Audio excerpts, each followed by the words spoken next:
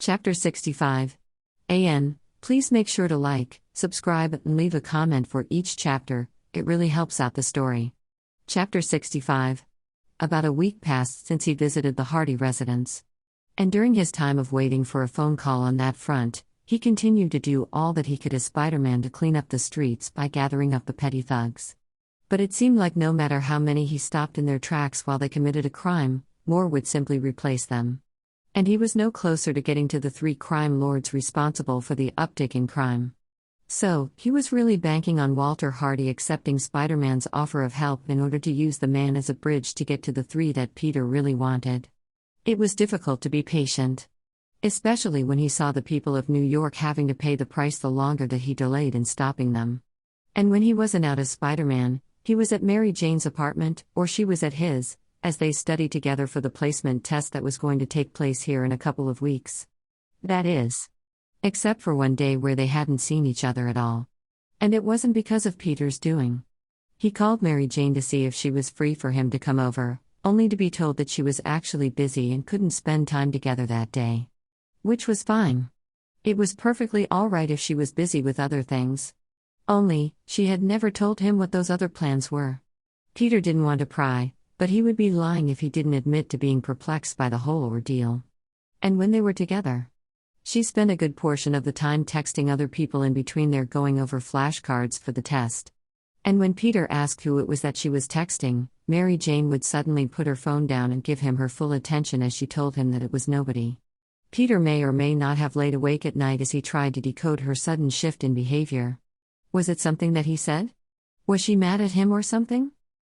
It all came to a head one night when he was out as Spider-Man, fighting crime in his Iron Spider suit, partly as a distraction because Mary Jane had told him earlier that she was too busy to see him today, again with no explanation as to what those plans actually were. But hours into his patrol, after he stopped a mugger and an attempted ATM robbery, he got an incoming call as Mary Jane's face came on the screen of his eye lenses.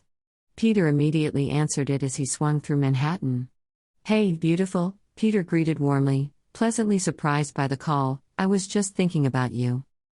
"Hey," Mary Jane responded back, but her voice didn't sound right. There was an edge there that immediately sent alarm bells ringing in his brain. "Can you come pick me up?" Eyes widening underneath his mask, his first instinct was to panic. Was she hurt? Did one of the criminals loose on the streets get to her? Did she need to go to the hospital? Or was she in a dire situation where she needed rescuing? "Where are you? Are you okay?" Peter landed in a perch on the corner of a rooftop, unsure of which direction he needed to go yet in order to meet her. "I'm fine," Mary Jane said quickly, too quickly, before she paused and took a deep breath and tried again. "Well, sorta fine. I hurt my arm. Some loser was biking on the sidewalk and funnily enough it happened in front of Flash and he brought me into his house to patch me up." Brows rising, he couldn't help but blink rapidly underneath his mask as he registered what she said, unsure if he had actually heard her correctly. He decided to ask in order to clarify. "Flash?" "Yeah, I just texted you the address," she added. "Can you come pick me up?" Immediately, Peter pulled out his phone from the hidden compartment of his spider suit and confirmed that he got her text of Flash's address. "I got it. I'm on my way," he said as he leapt off of the building rooftop, headed in the direction of Queens. "Good. See you soon," she said before they both hung up. Peter pushed himself to get there as quickly as possible, but even then, it took him a good 20 minutes to get there. Once close, he landed in a nearby alley where he willed his Iron Spider suit to retract, leaving him in his street clothes of jeans and a button-down shirt before he immediately ran down to the opening of the alleyway, up the sidewalk a couple of blocks, located the correct house, which was huge, before he slammed his fist against the door in his urgency to be allowed admittance. It took about a minute before the door finally opened to Flash Thompson on the other side. All the lights in the house were completely off behind him, leaving them standing in the dark. "Where's Mary Jane?" Peter asked instantly and without preamble. Was she really hurt so badly to the point that she couldn't be there at the door waiting for him by the time he arrived? His already evident concern spiked to a new heights. "Rude," Flash deadpanned with a roll of his dark eyes. "Hello to you, too." Huffing out an aggravated breath, Peter rolled his own eyes at the other boy's audacity. He just wasn't in the mood to trifle with Flash's games, not when Mary Jane was in pain and needed him. Now's not the time, Flash. I just want to make sure she's all right.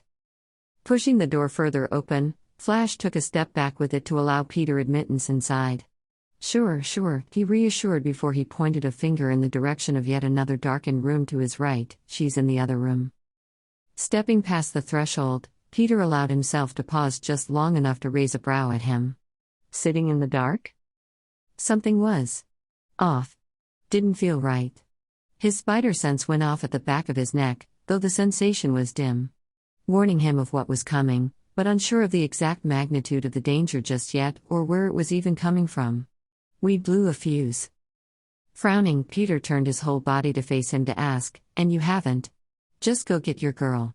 Flash cut him off in a rush as he got behind Peter and pushed him in the direction of what Peter assumed to be a living room. And Peter allowed himself to be pushed, knowing that Flash was right and that there are priorities in this situation that he needed to adhere to. MJ? Peter called as he hesitantly stood in the open entryway to the living room. His spider sense gave another tug of the faintest of tingles, when, surprise, the light flicked on as a group of people popped out from all sorts of hiding places. Peter nearly dropped into a fighting pose at the unexpectedness of it all, prepared to pounce and attack, but resisted at the last second. Because amongst the small crowd rose the love of his life. Mary Jane now stood in the middle of the room, just behind the love-seat couch where she had been hiding, giggling like crazy at his expense. Immediately, Peter was distracted by the outfit she was wearing tonight. She looked stunning in a flared red skirt with a black, lace crop top that had short sleeves and showed off her midriff. Her red hair was down and styled into loose curls that framed her lovely face oh so nicely. Her makeup was also heavier than how she normally wore it. A brownish gold eyeshadow color was painted onto her eyelids along with black eyeliner surrounding her piercing green gaze. She looked sexy, especially as she continued to laugh, the action lighting up her entire demeanor. You should have seen your face. Yeah, dude. Ned chimed in, holding his stomach tight with his crossed arms as he tried to rein in his laughter. I don't think I've ever seen your eyes go so wide. What? Peter looked between all of his friends, his mind still reeling as it tried to catch up to the situation at hand. There was Ned, Betty, Michelle, Flash, Mary Jane. His gaze fixated on his girlfriend as he nodded at her seemingly uninjured limb. Your arm? Mary Jane gave a little shrug as she rounded the couch and began to approach him. A little light lie in order to get you here. Gaping at her, Peter could only stare wide-eyed as she finished crossing the room and stood in front of him before she wrapped her arms around his torso and gave him a kiss on the cheek. Happy birthday, Peter. If possible, her words rattled him more than the earlier surprise that had shocked him beyond belief. What? His birthday? Did she just say that it was his birthday? Quickly, he whipped his phone out to check the date and, sure enough, it was August 9th. But only 4 hours away from August 10th, which was the day of his birth. I didn't realize. Thought as much. Mary Jane sighed in a way that asked herself what she was going to do with him as she kissed his cheek again, which is why I took it upon myself to make sure we all celebrated. As she stepped back from their embrace, all of the negative feelings that he had been having as of late washed away completely, her behavior of the last few days now making sense through this new lens of her attempting to party plan behind his back. Peter grinned out at all of his friends, taking stock of everyone's outfit choices for the evening. They all dressed up nice. Wow. Thanks, you guys. That is great. It really was. He didn't think that he ever had anyone outside of Ned and Aunt May before that had or cared about his birthday. And the fact that they all collectively got together and planned this? Peter's heart tightened a bit at the obvious proof that they all cared for him in some sort of capacity as his eyes took them all in with gratitude. But then, excitement flared through him as his eyes did a sweep of the room again, looking for someone in particular, one he hasn't seen in a couple of weeks, but was coming up empty. Where's Harry? Collectively, everyone in the room seemed to stiffen. And Peter already knew that he had his answer, even before Mary Jane finally opened her mouth to say, he couldn't make it. It hurt to hear it confirmed out loud. That Harry Osborn was still upset with him to the point that he didn't even see the point in coming to Peter's birthday party. Oh. There was a split second of awkward silence before. But hey man, Flash interjected, with a beaming grin on his face, no worries. The others will be showing up here soon. Mary Jane frowned in confusion. Others? If possible, Flash perked up even further as he nodded at Mary Jane with acute eagerness throughout his whole demeanor. Yeah. I invited practically the entire school. You did what? Mary Jane gasped as she gaped at Flash. Michelle started laughing in the background, finding the situation extremely funny. Whoa. Ned breathed, is this going to be a rager? Peter's birthday party is going to be a rager? Surprised that you're popular for once, Parker? Michelle asked with a smirk and a raised brow, and Peter's neck flushed. Now suddenly reminded of Michelle's feelings for him. Luckily, Flash saved him from having to answer. Hell yeah, it's gonna be a rager. Flash enthused as he nodded eagerly at Ned, I got a keg and booze and everything. You what? Peter balked at him. There was a mixed reaction between all of them. Ned looked fearful, but excited. Michelle looked completely unbothered as she sat down on the piano bench she was standing by. Betty shifted between nervous and curious, which surprised him. He would have thought that she would be a stickler for the rules rather than wanting to break them. And with one glance at Mary Jane, Peter could see that she looked slightly intrigued by the prospect. Peter's brows furrowed as he inspected her expression. Did Mary Jane want to drink tonight? He personally wasn't sure how he felt about it.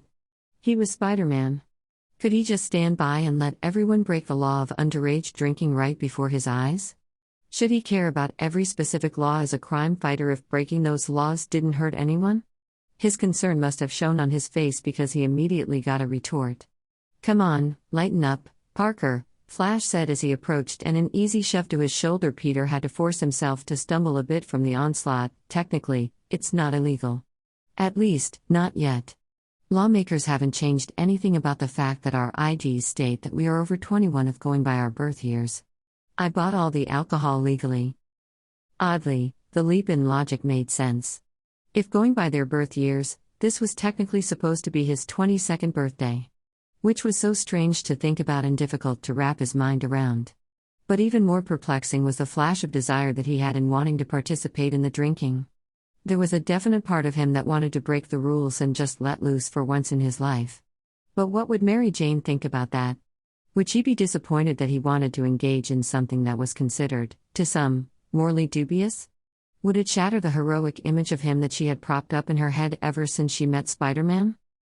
Still unsure about what to say about this, Peter looked to the one person whose opinion mattered most to him. Turning toward her, he reached out to grasp her hand in his, threading their fingers together before he gave a definitive squeeze. Mary Jane focused all of her attention on him at the touch. What do you think, Red? Seeming to mull over the options in her head for a moment, Mary Jane didn't take long to give him an answer as she gave a shrug. I'll go with whatever you're comfortable with, Tiger. This is your birthday party. But I will say that it would be nice to be rebellious and act our age for once. We gotta break some rules to get the full experience of being teenagers. She did have a bit of a point. They were teenagers. It was expected of them to break some rules every once in a while. All right, he agreed as he raised their connected hands to his mouth so that he could kiss the back of her knuckles, so long as we don't let it all get too out of hand. Yes, Flash exclaimed, his fist pumping in the air in his absolute glee before he turned to the group at large. Ned, help me with the keg, will you? Everyone else, come with me to grab the liquor bottles from the garage. Everyone started to follow as Flash led the way, and Peter was about to go and help himself as he let go of MJ's hand and took a step forward, but Mary Jane stopped him by putting a hand on his chest before calling out to the group, you all go ahead. If you don't mind, I'm going to give Peter his gift outside. Blinking, Peter turned to look at her with a wide gaze. A gift? She got him a gift?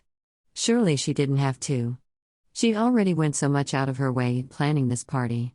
But if he were being honest with himself, it was nice to be thought of. It made him feel special. Taking hold of his hand again, Mary Jane tugged him toward the backyard. As they walked hand in hand, they passed a table on the way outside. Mary Jane grabbed a wrapped, small, rectangular box that was among the small pile of gifts sitting there. As soon as they were alone outside, Mary Jane turned toward him and wrapped her arms around his waist, the box of her present pressing into his back. Then she kissed him and Peter marveled at how soft her lips were. Happy birthday, Peter, she said against his mouth and he shivered. Technically, it's not my birthday yet, He murmured back, stealing another kiss before she pulled her head back.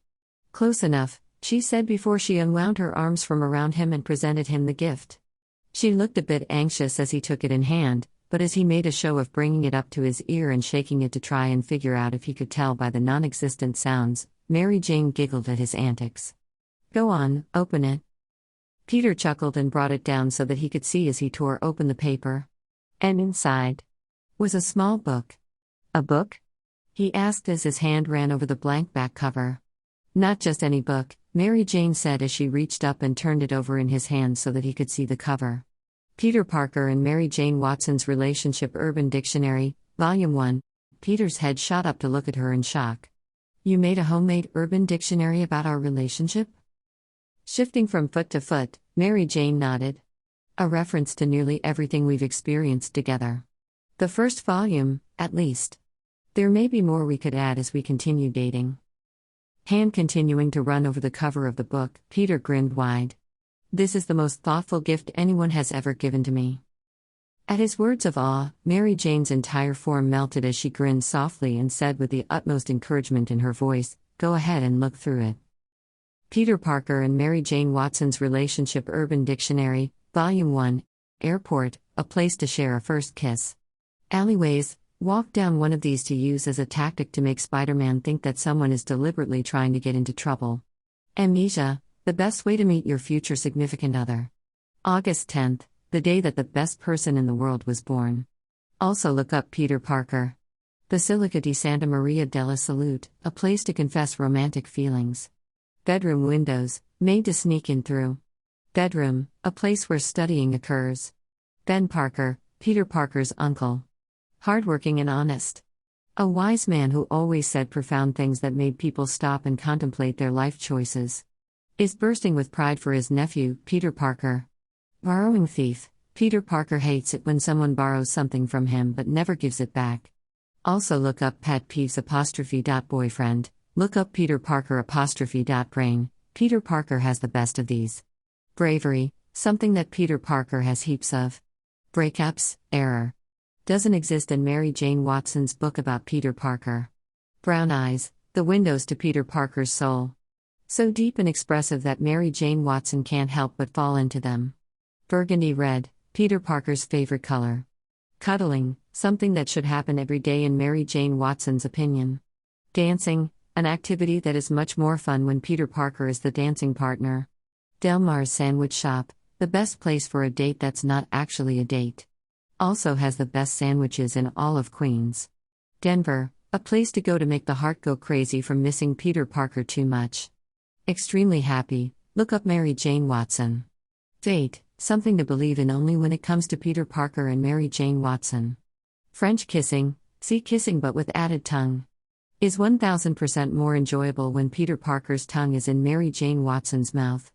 Fuzzy fruit, something that freaks Peter Parker out and makes his skin crawl. Also look up pet peeves _genius, look up Peter Parker _girlfriend, look up Mary Jane Watson _golden hour, a time where Peter Parker first told Mary Jane Watson that he thought that she was beautiful. Also has the best lighting for pictures. Green Goblin, a madman that likes to dress up like a green elf. Only a matter of time before he is caught, unmasked, and thrown into jail by Spider-Man. Gryffindor, look up Peter Parker and Mary Jane Watson, yet another sign that they belong together. Guys' night, the perfect opportunity where a girl can party crash. Handsome, look up Peter Parker _. Handwritten note, a way for a girl to confess her feelings to her crush at the airport. Hero, look up Peter Parker _. High school party, a place where a girl can find out the secret identity of her superhero crush. Homecoming, a night to remember full of dancing with the person you have a secret crush on. Hot, look up Peter Parker _. Hotshot, where a person walks around thinking that they are some sort of big deal. Mary Jane hates this. Also look up pet peeves. Also think Brad Davis _. Hugs, Peter Parker gives the best of these. Invasion of the personal bubble, Peter Parker hates it when someone invades his personal space by getting really close to his face while talking to him. Especially if they have bad breath. Also look up pet peeves. Mary Jane Watson is excluded from this for obvious reasons. J. Jonah Jameson, a hateful man who is wrong about everything he's ever spewed. Also has weird flat hair. Jackpot, when a girl wins the boyfriend lottery. Jokester, look up Peter Parker '. July 9th, Mary Jane Watson's birthday. Kissing, an action of pressing one's lips against their partners, must occur frequently or the girlfriend in the scenario make it irritable and needy. Knight in shining armor, look up Peter Parker '. Loyal, look up Peter Parker. Mary Jane Watson, the luckiest girl in the world.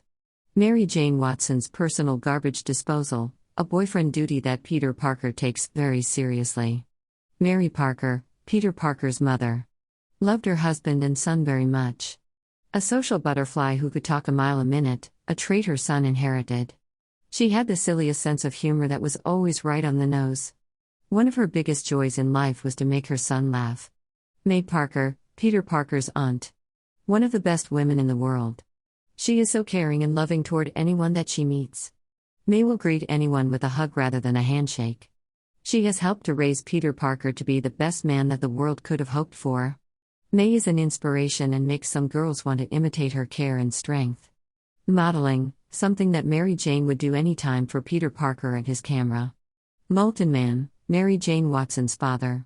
A redeemed supervillain and a reluctant ally to Spider-Man. Seriously, Peter, I know how difficult this was for you to do and I know that you only did it for me, so thank you.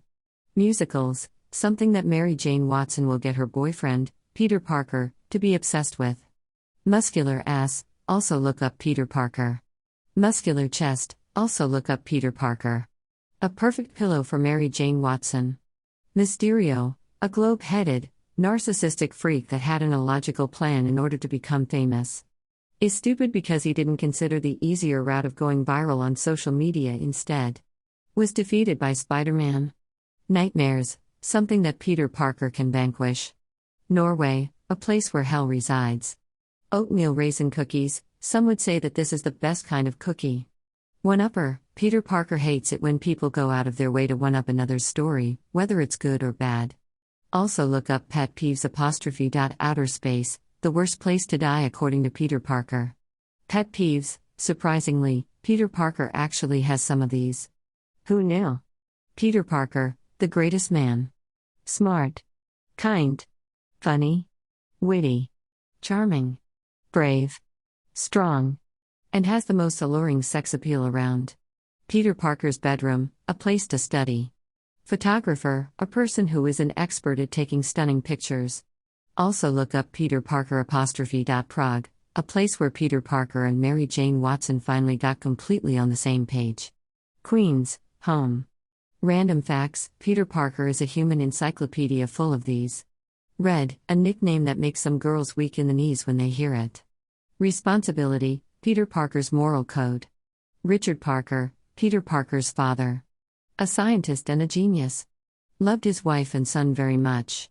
A man with a dry sense of humor and hated politics. Would carefully calculate every decision he would make before making it. Is very proud of his only son, Peter Parker. Rooftops, the perfect place for a date and to prove that fate was right. Royal blue, also Peter Parker's favorite color. Rubbing styrofoam, Mary Jane Watson cannot stand the sound of two styrofoam cups rubbing together. Also look up Pet Peeves '. Sandalwood, what Peter Parker smells like. Sandman, the first supervillain Spider-Man has ever saved Mary Jane Watson from. Or as Spider-Man called him, the fearsome dust bunny. Got his ass handed to him by Spider-Man. Secrets, no longer a thing between Peter Parker and Mary Jane Watson. Selfless, look up Peter Parker '. Sexy, look up Peter Parker. Sherlock Holmes, look up Peter Parker '. Signals, something that Peter Parker can't quite catch when it's coming from a girl that likes him. But that's alright. His naivety is cute. Singing, something that Mary Jane Watson can do, but Peter Parker supposedly can't, though it remains to be heard. Slow walkers, Peter Parker gets annoyed when he gets stuck behind people like this since he is a naturally fast walker. Also look up Pet Peeves '. Smiles, Peter Parker gives these out in spades. Spider, apparently a bite from one of these can give superpowers. Who knew? Spider-Man, the greatest superhero of our generation. Spider suit, the most badass uniform of any superhero? Oh, and it's sexy too. Also look up muscular ass '. Spitting on sidewalks, something that Mary Jane Watson finds disgusting. Also look up pet peeves *Star Wars, something that Mary Jane Watson will watch to appease her nerdy, but adorable, boyfriend. Stark Industries, a place that will be lucky to employ Peter Parker one day. Strange state laws, Peter Parker is fascinated by these. Study sessions, something that is only fun when Peter Parker is the tutor. Subway speakers, both Peter Parker and Mary Jane Watson hate it when people listen to their phones without headphones and on speaker. Also look up pet peeves *Superman, the first movie that Peter Parker and Mary Jane Watson watched together. And the entire time, she wanted him to hold her hand. Supportive, look up Peter Parker *Swoon, something that happens often to Mary Jane Watson while in the presence of Peter Parker. Theater, a place where a girl dreams to be on stage, with her boyfriend sitting in the front row supporting her. Tiger, a rare breed of sexy man. Tony Stark, a brilliant man. A loyal friend to Peter Parker. And a hero. Is a genius whose inventions have helped to save the world on numerous occasions. A man who trusted Peter Parker so much that he left his legacy to him. Video games, a tactic a girl can use to flirt with her crush by asking for help in playing. Vulture, a Falcon wannabe. For some reason, he thought that he could justify selling weapons decked out with alien technology. End result, no, he could not justify it because his ass is in jail thanks to Spider-Man. Web swinging, a perfect date night. As he read, he laughed and pointed out a few references in remembrance with Mary Jane as they gushed over the memories together. But there were also some heartfelt inclusions, like the mention of his parents, Uncle Ben and Aunt May, and Mr. Stark. And some were just an ego boost for him. The amount of times she complimented him in this short book made Peter feel that he could forever stand tall and proud. Because how could he not when he had written evidence that she thought that he was sexy? But one thing written in the book stood out over all others. Hey! Wait a minute, Peter's head jerked up to gape at her. Your birthday was July 9th? Yeah, she said before the corner of her lip twitched, still is July 9th, actually. We missed it? This made him incredibly sad for some reason and also a failure of a boyfriend. Here, she went all out for his birthday by throwing a surprise party for him and giving him the most thoughtful gift, and Peter simply did nothing for her own. Her soft smile growing, Mary Jane shrugged. It's no big deal, Tiger. Throwing his hands up in the air in slight exasperation at himself, he exclaimed, PSHHH. Of course it's a big deal. I can't believe I missed it. With a heavy sigh, she reached upward to cup his cheeks before forcing his gaze to connect with her own. I was strapped to a chair in a dark room for my birthday, Peter. Of course we missed it. Mind whirring at this tidbit, Peter counted backwards the weeks that they were in Europe, correlating the dates to the events that had happened and... She was right. She spent her 17th birthday in that awful room. His heart squeezed as he thought about how miserable she must have been that day, thinking that everyone had forgotten about her, that he had forgotten about her. All the more reason to make up for it, Peter said in a rush as he leaned down to press his forehead to hers. We can share this party. He really hated the idea that she had spent her birthday thinking that he wasn't coming for her. And he immediately wanted to right this wrong by making her feel like the most cherished person in the world to him, which she was. No. This night is all about you, she insisted before she pulled back slightly so that her eyes could fully roam his face. A soft smile graced her lips. If you want to celebrate my birthday at a different time, we can. But I want to make you feel special. She was right. Sharing this party was the lazy way out and meaningless since he had no hand in planning it. She deserved more recognition from him for her birthday, not a half-assed attempt at trying to correct the wrongs. You're right, you deserve your own day and I need time to get you a gift anyway. The mood had gotten a bit heavy so he smiled and held up the book for her eyes to see, before enthusiastically stating, at least one as thoughtful as this. Excitement flared in her eyes. You really like it? I love it, Red, he said as he pulled away to thumb through the pages again, some words catching his eye. You put so much work and thought into it. I can't believe you remembered all my pet peeves. Snorting once, Mary Jane tucked a strand of hair behind one of her ears. Of course I did. I was so hyperfixated on you then that I have practically all of your words burned into my memory. I went over them so many times in my mind, trying to find any hidden meanings behind them. There were. I liked you so much then, he said, remembering back to that rainy day where they had that conversation about pet peeves and romantic relationships for superheroes, seeing it now in a new light. She had been attempting to gauge his feelings for her that day. Man, he was such a moron. I like you even more now. Especially now that I know what your lips taste like. As if to further the emphasis of his words, Peter's thumb came up to brush along her bottom lip, and Mary Jane sighed in satisfaction at the action. It's when you say things like that where I tend to melt into a puddle.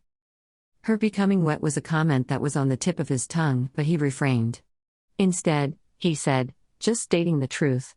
It just so happens that the truth has some added benefits, like when it triggers you to give me the expression you're giving me right now. If possible, her eyes softened even further. I happen to like the truth falling from your lips. I love the fact that there are no secrets between us anymore. Except for the fact that I'm in love with you. Yeah, Peter hummed, the full truth of his feelings for her just on the cusp of being blurted out in the open. He had to bite the inside of his cheek for a second to stop himself, before he finally said instead, it's like a breath of fresh air. Grinning, she tipped her head up to kiss him again, a tender, short kiss that left him wanting more. When she pulled back again, it was with a raised brow in his direction. So Flash really invited your entire school, huh? What are the chances they show up? Peter hummed and shrugged one shoulder. Flash is pretty popular and his parties have always had a good showing in the past. At least from what I hear. I've never been invited to one before.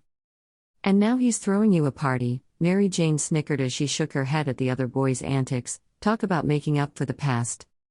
Peter chuckled along with her, and despite himself, he found that he was actually excited for tonight's events. It was a rare occurrence whenever he got the chance to actually act his age, and he was seriously looking forward to letting loose. Hell, maybe even get drunk for the first time. Yeah, I haven't had a party thrown for me at this scale since my bar mitzvah, he commented as his thumb stroked her cheek. Thank you for planning it. It was really sweet of you. In response, she kissed him on the tip of his nose. Anything for you, Tiger? Echoing through the rooms from inside, they heard the doorbell ring as the noise filtered out to them. And so it begins. Peter jibed in a mockingly ominous tone that had Mary Jane snickering. She grabbed his hand in hers and dragged him behind her as they meandered their way inside. The house was completely packed. Peter was in a chair in the front sitting room, nursing a red Solo cup full of beer that wasn't doing anything for him. It was his fifth one and he was starting to suspect that he couldn't actually get drunk. Pulling the cup away from his lips, Peter frowned at the amber liquid, as though blaming it for his inability to get on that drunken high, when in reality, the answer probably came from within. It must have something to do with his metabolism. He was burning off the effects of the alcohol before even experiencing the symptoms. Sighing, Peter rested the useless cup on his thigh as he swished around the liquid. He supposed this was one of the downsides to being a superhero. He would never get to experience what it was like to be intoxicated now. Perhaps he should test this theory by taking a shot of the hard liquor instead. Flash had plenty of bottles stocked. But then, it was pretty hilarious being sober and watching as everyone in his school got more and more drunk. It would be even more fun if Mary Jane were sitting by him and he could listen to her sarcastic comments as she teased her classmates mercilessly with whispers in his ear. But Mary Jane had been dragged away from his side a bit of time ago by an eager Betty, who had grasped her by the wrist and tugged her toward the kitchen. And Peter could only look on after them with a fond smile on his lips, glad to see that Mary Jane was getting closer to the other girl, that they seemed to be bonding. While she was gone, Peter sat back in his chair and talked with Ned over some of the upcoming movies that he was excited to see. Peter was stoked to hear about a specific film that was being adapted from one of his and Ned's favorite comic book characters. It was after Ned had wandered off to go get another beer, where Peter was left alone to watch amusedly at the awful dance moves that some of his classmates were performing. He tried not to outright laugh, because that was rude, but he was having a good time being the only one truly sober the more that he observed. There was one guy that was Peter's age that was attempting to do the worm, but it more looked like he was humping the floor. He had to smash his lips together to keep from bursting aloud at that one. When a few minutes passed, someone plopped into the seat next to him that Ned had just vacated. Peter looked over to find Flash, who already looked so drunk. In fact, he was swaying in his seat. "You okay, man?" Peter asked, genuinely concerned. Flash waved him off as he took another swig of his beer. Then, Flash gave him the full force of a speculative stare as he did a deliberate sweep of Peter's face with hazy eyes, studying him. How are you so collected still? I saw you drink 5 beers. Before he had the chance to internally panic, Peter forced himself to relax as he leaned back in his chair in nonchalance and smirked. I guess I have a really high alcohol tolerance. It was the most truthful and undermined statement of the night. You're cooler than I thought you were before, bro, Flash admitted as he continued to sway in his chair. Sorry for being an ass before. You were an ass, Peter agreed, as he reached out a steadying hand on Flash's shoulder, stopping his back and forth motion before he got sick and puked all over his shoes, but it's water under the bridge. Nodding once, Flash took another drink from his cup before he lowered it and began to laugh. I mean, you'd have to be cool in order to get a girlfriend like Mary Jane, right? I suppose. She's still out of my league, though. Flash snorted. No doubt. Thanks for the vote of confidence, Peter said with a roll of his eyes. A genuine grin graced Flash's lips as he slapped him on the shoulder. Hey, no problem, man. It's what I'm here for. Peter snorted as he took another swig of his useless beer. By the way. Flash leaned in closer, a gleam of interest in his gaze as he slurred his words. Have you tapped that yet? Peter frowned, not understanding the question. Tapped? What? Flash rolled his eyes at him before he clarified, Mary Jane. It took a second, but understanding finally found him. Flash was asking about sex. If he and Mary Jane have had sex yet. Peter narrowed his eyes at Flash in disgust. She's not an object, you know. Flash leaned back and shook his head and hands resolutely. That's not what I meant. I mean, have you guys done it yet? Why are you even asking? Peter could feel heat creeping up his neck at the topic. It wasn't that he didn't want to have sex with Mary Jane. If she was willing, Peter would be the first to tear off any and all clothing so that they could get right down to it. It was too soon. Mary Jane was still recovering from her ordeal in Europe. And there were a plethora of other reasons as to why he hasn't made any sort of move to push their relationship in that direction yet. Flash shrugged one shoulder. The way you two were acting in Prague.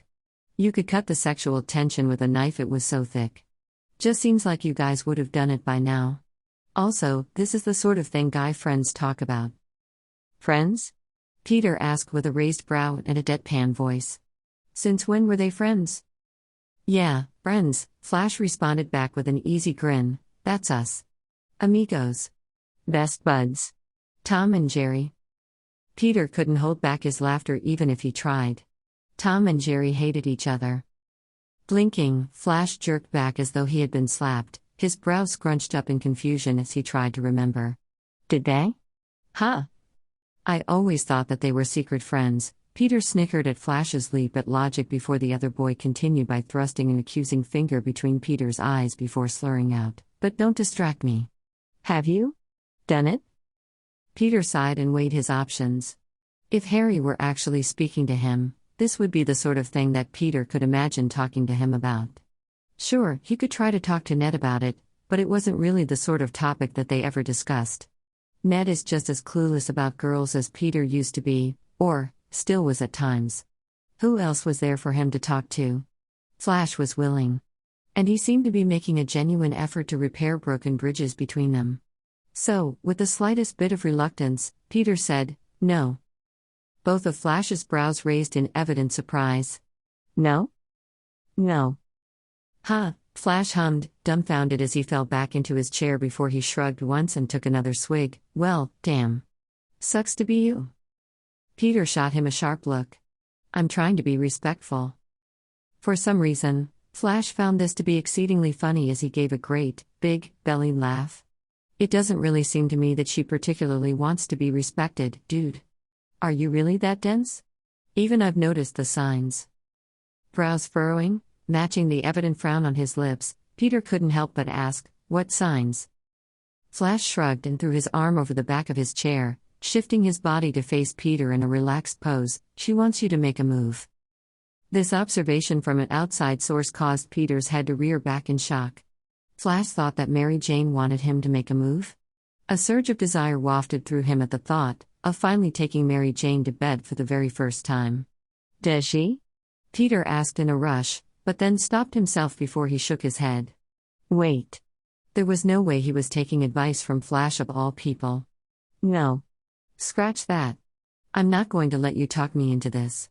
Her ex-boyfriend tried to pressure her, and I don't want to do the same. Besides, our relationship is still so new. There's no way she's even thought about taking that step yet.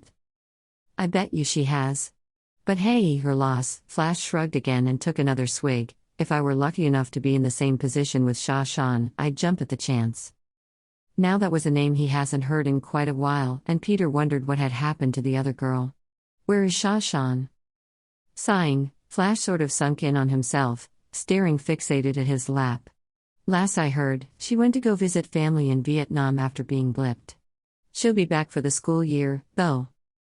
The way he said this was almost like a reassurance for himself. Man. Flash had it bad for Sha Shan. Opening his mouth, Peter had been about to ask a follow-up question, when a figure suddenly plopped itself down onto his lap. His whole body jolted and Peter's head snapped sharply forward on reflex, only to relax when to recognize the luscious red hair and alluring green eyes staring back at him as she sat sideways on his thighs. Mary Jane giggled before she suddenly hiccuped and, with a flourish of her arms out in a wide display, exclaimed, "Here I am." The way that her words slurred and the hazy look in her eyes told Peter that she was well and truly tipsy. "I see that," Peter chuckled, his eyes doing a show of sweeping up and down her form as Mary Jane giggled at his antics and drew in closer. Her expression scrunched as she peered at his face, studying as though she were trying to work something out in her mind. "Look at your cute face. It's so squishy," she finally said before she reached up and did a deliberate poke at the skin of his left cheek. "Isn't his face cute, Flash?" Flash's face scrunched up at the question. "No comment."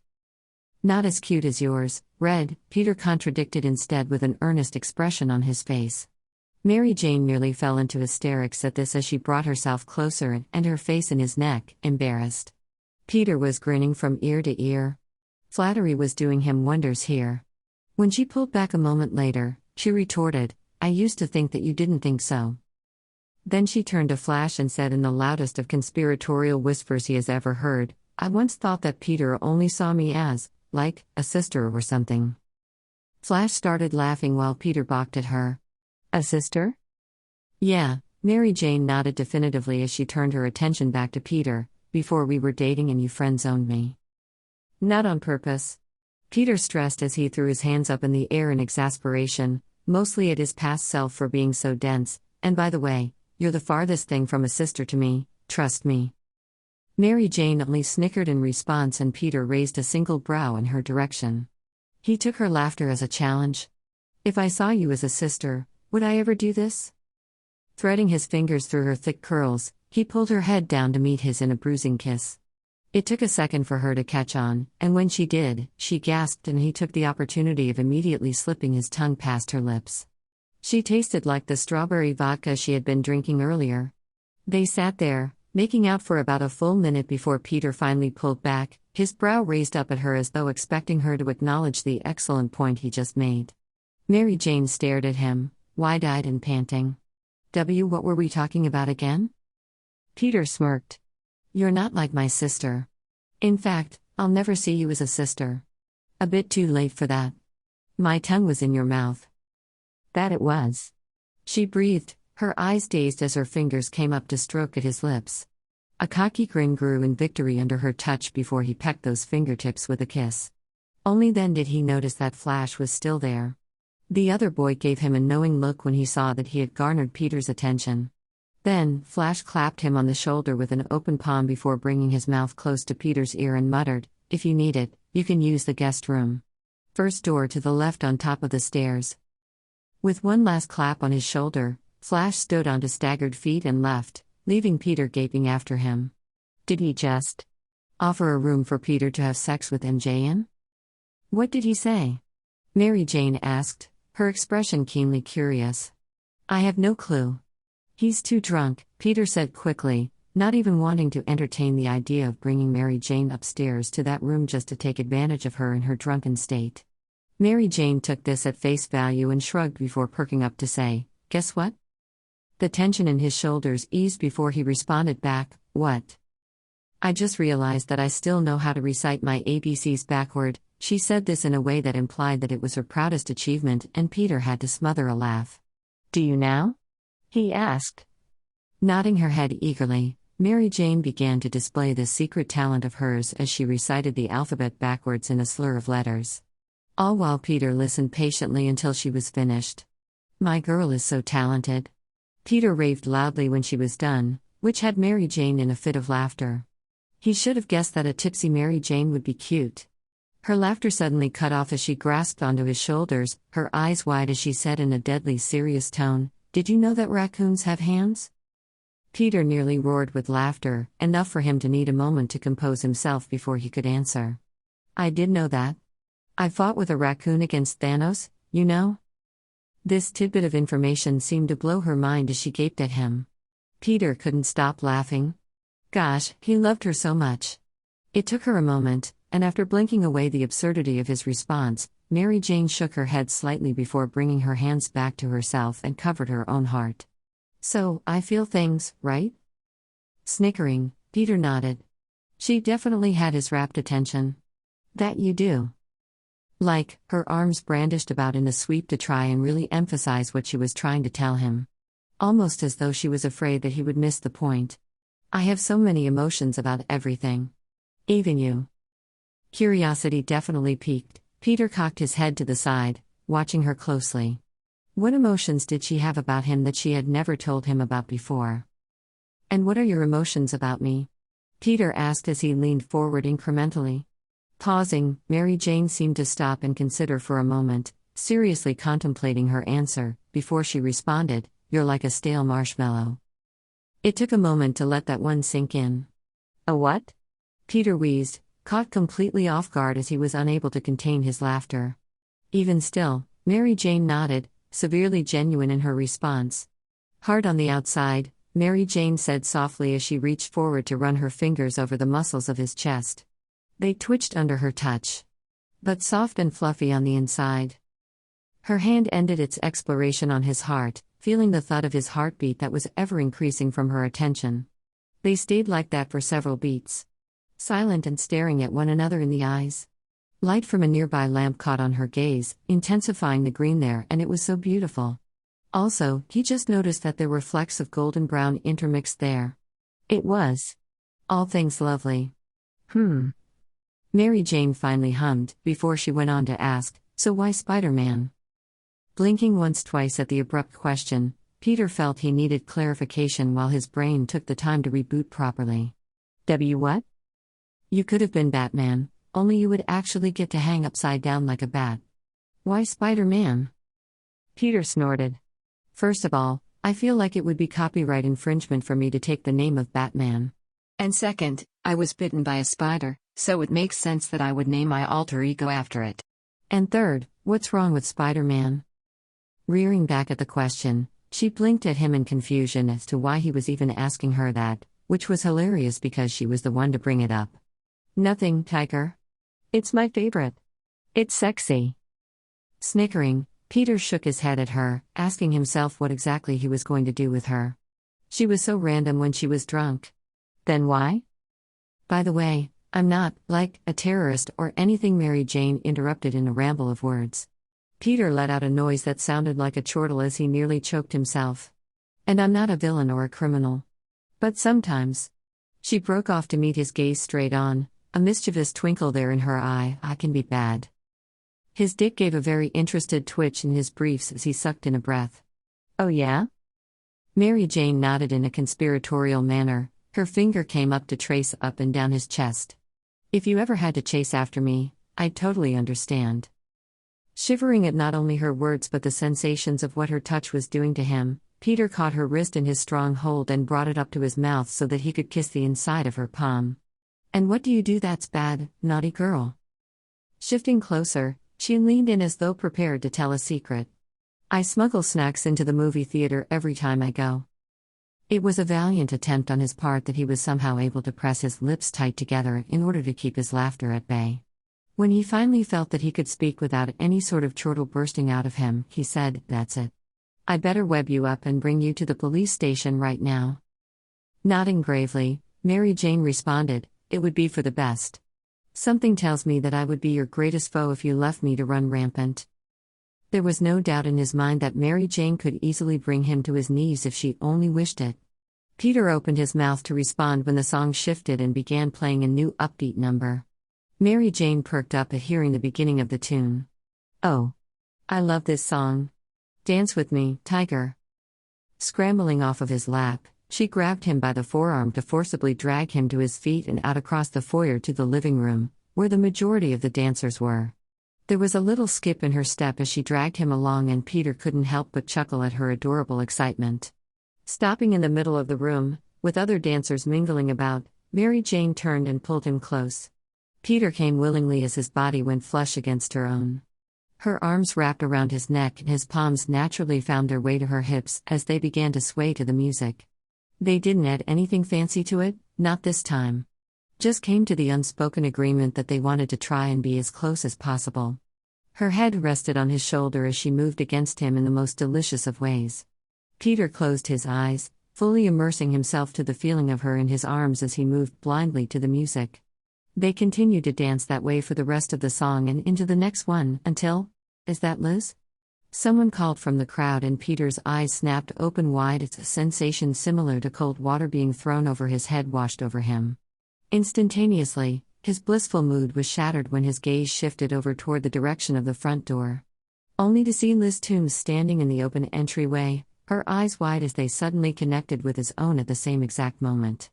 Peter nearly choked as Liz's gaze shifted and took in Mary Jane, still dancing impossibly close to Peter as she pressed into him in such a sensual manner. Liz's upper lip curled in distaste. "Liz," Betty cried from the doorway to the kitchen as she ran up to the girl in question, luckily drawing Liz's attention away from Peter as she threw her arms around her neck. "You made it." "What's wrong, Tiger?" Mary Jane asked, bringing him out of his stupor as she continued to move with the rhythm. It was only then that Peter realized he had frozen in place. "Trouble dancing? You just got to let the beat of the music guide you and carry you away to a cloud." The words were said with so much whimsy that he couldn't help but soften as he slowly rejoined her in their dance. "Sorry, it's just," he rested his cheek against her hair, smelling her strawberry shampoo as it overtook his senses and calmed him. "My sorta ex-girlfriend just walked into the room, Liz Toombs." Drawing her head back, Mary Jane looked up at him and he could tell that she was immediately curious. "Really? I thought you said that you never had a girlfriend before." God, this was so embarrassing. "Not officially," Peter clarified as he pointedly ignored the entryway where Liz and Betty were talking animatedly. "But we went to homecoming together in my sophomore year." Mary Jane lowered her gaze and stared, fixated, at his collarbone as she processed this information. The more time that passed, the more pronounced the pucker between her brows became. Until finally, she mused in a tone that was much too casual sounding to be actually nonchalant, "And which one is she?" Peter sighed. It was only natural for her to be curious about past, almost, relationships. "Be discreet," Peter begged. "I'm always discreet," she said with the utmost confidence. Huffing, Peter was uncomfortable beyond belief at the awkwardness at hand. If he had his way, Mary Jane would have never had to cross paths with Liz ever. And her immediate presence now only changed the vibe of the whole night. "She's the girl that Betty is talking to. Over by the door."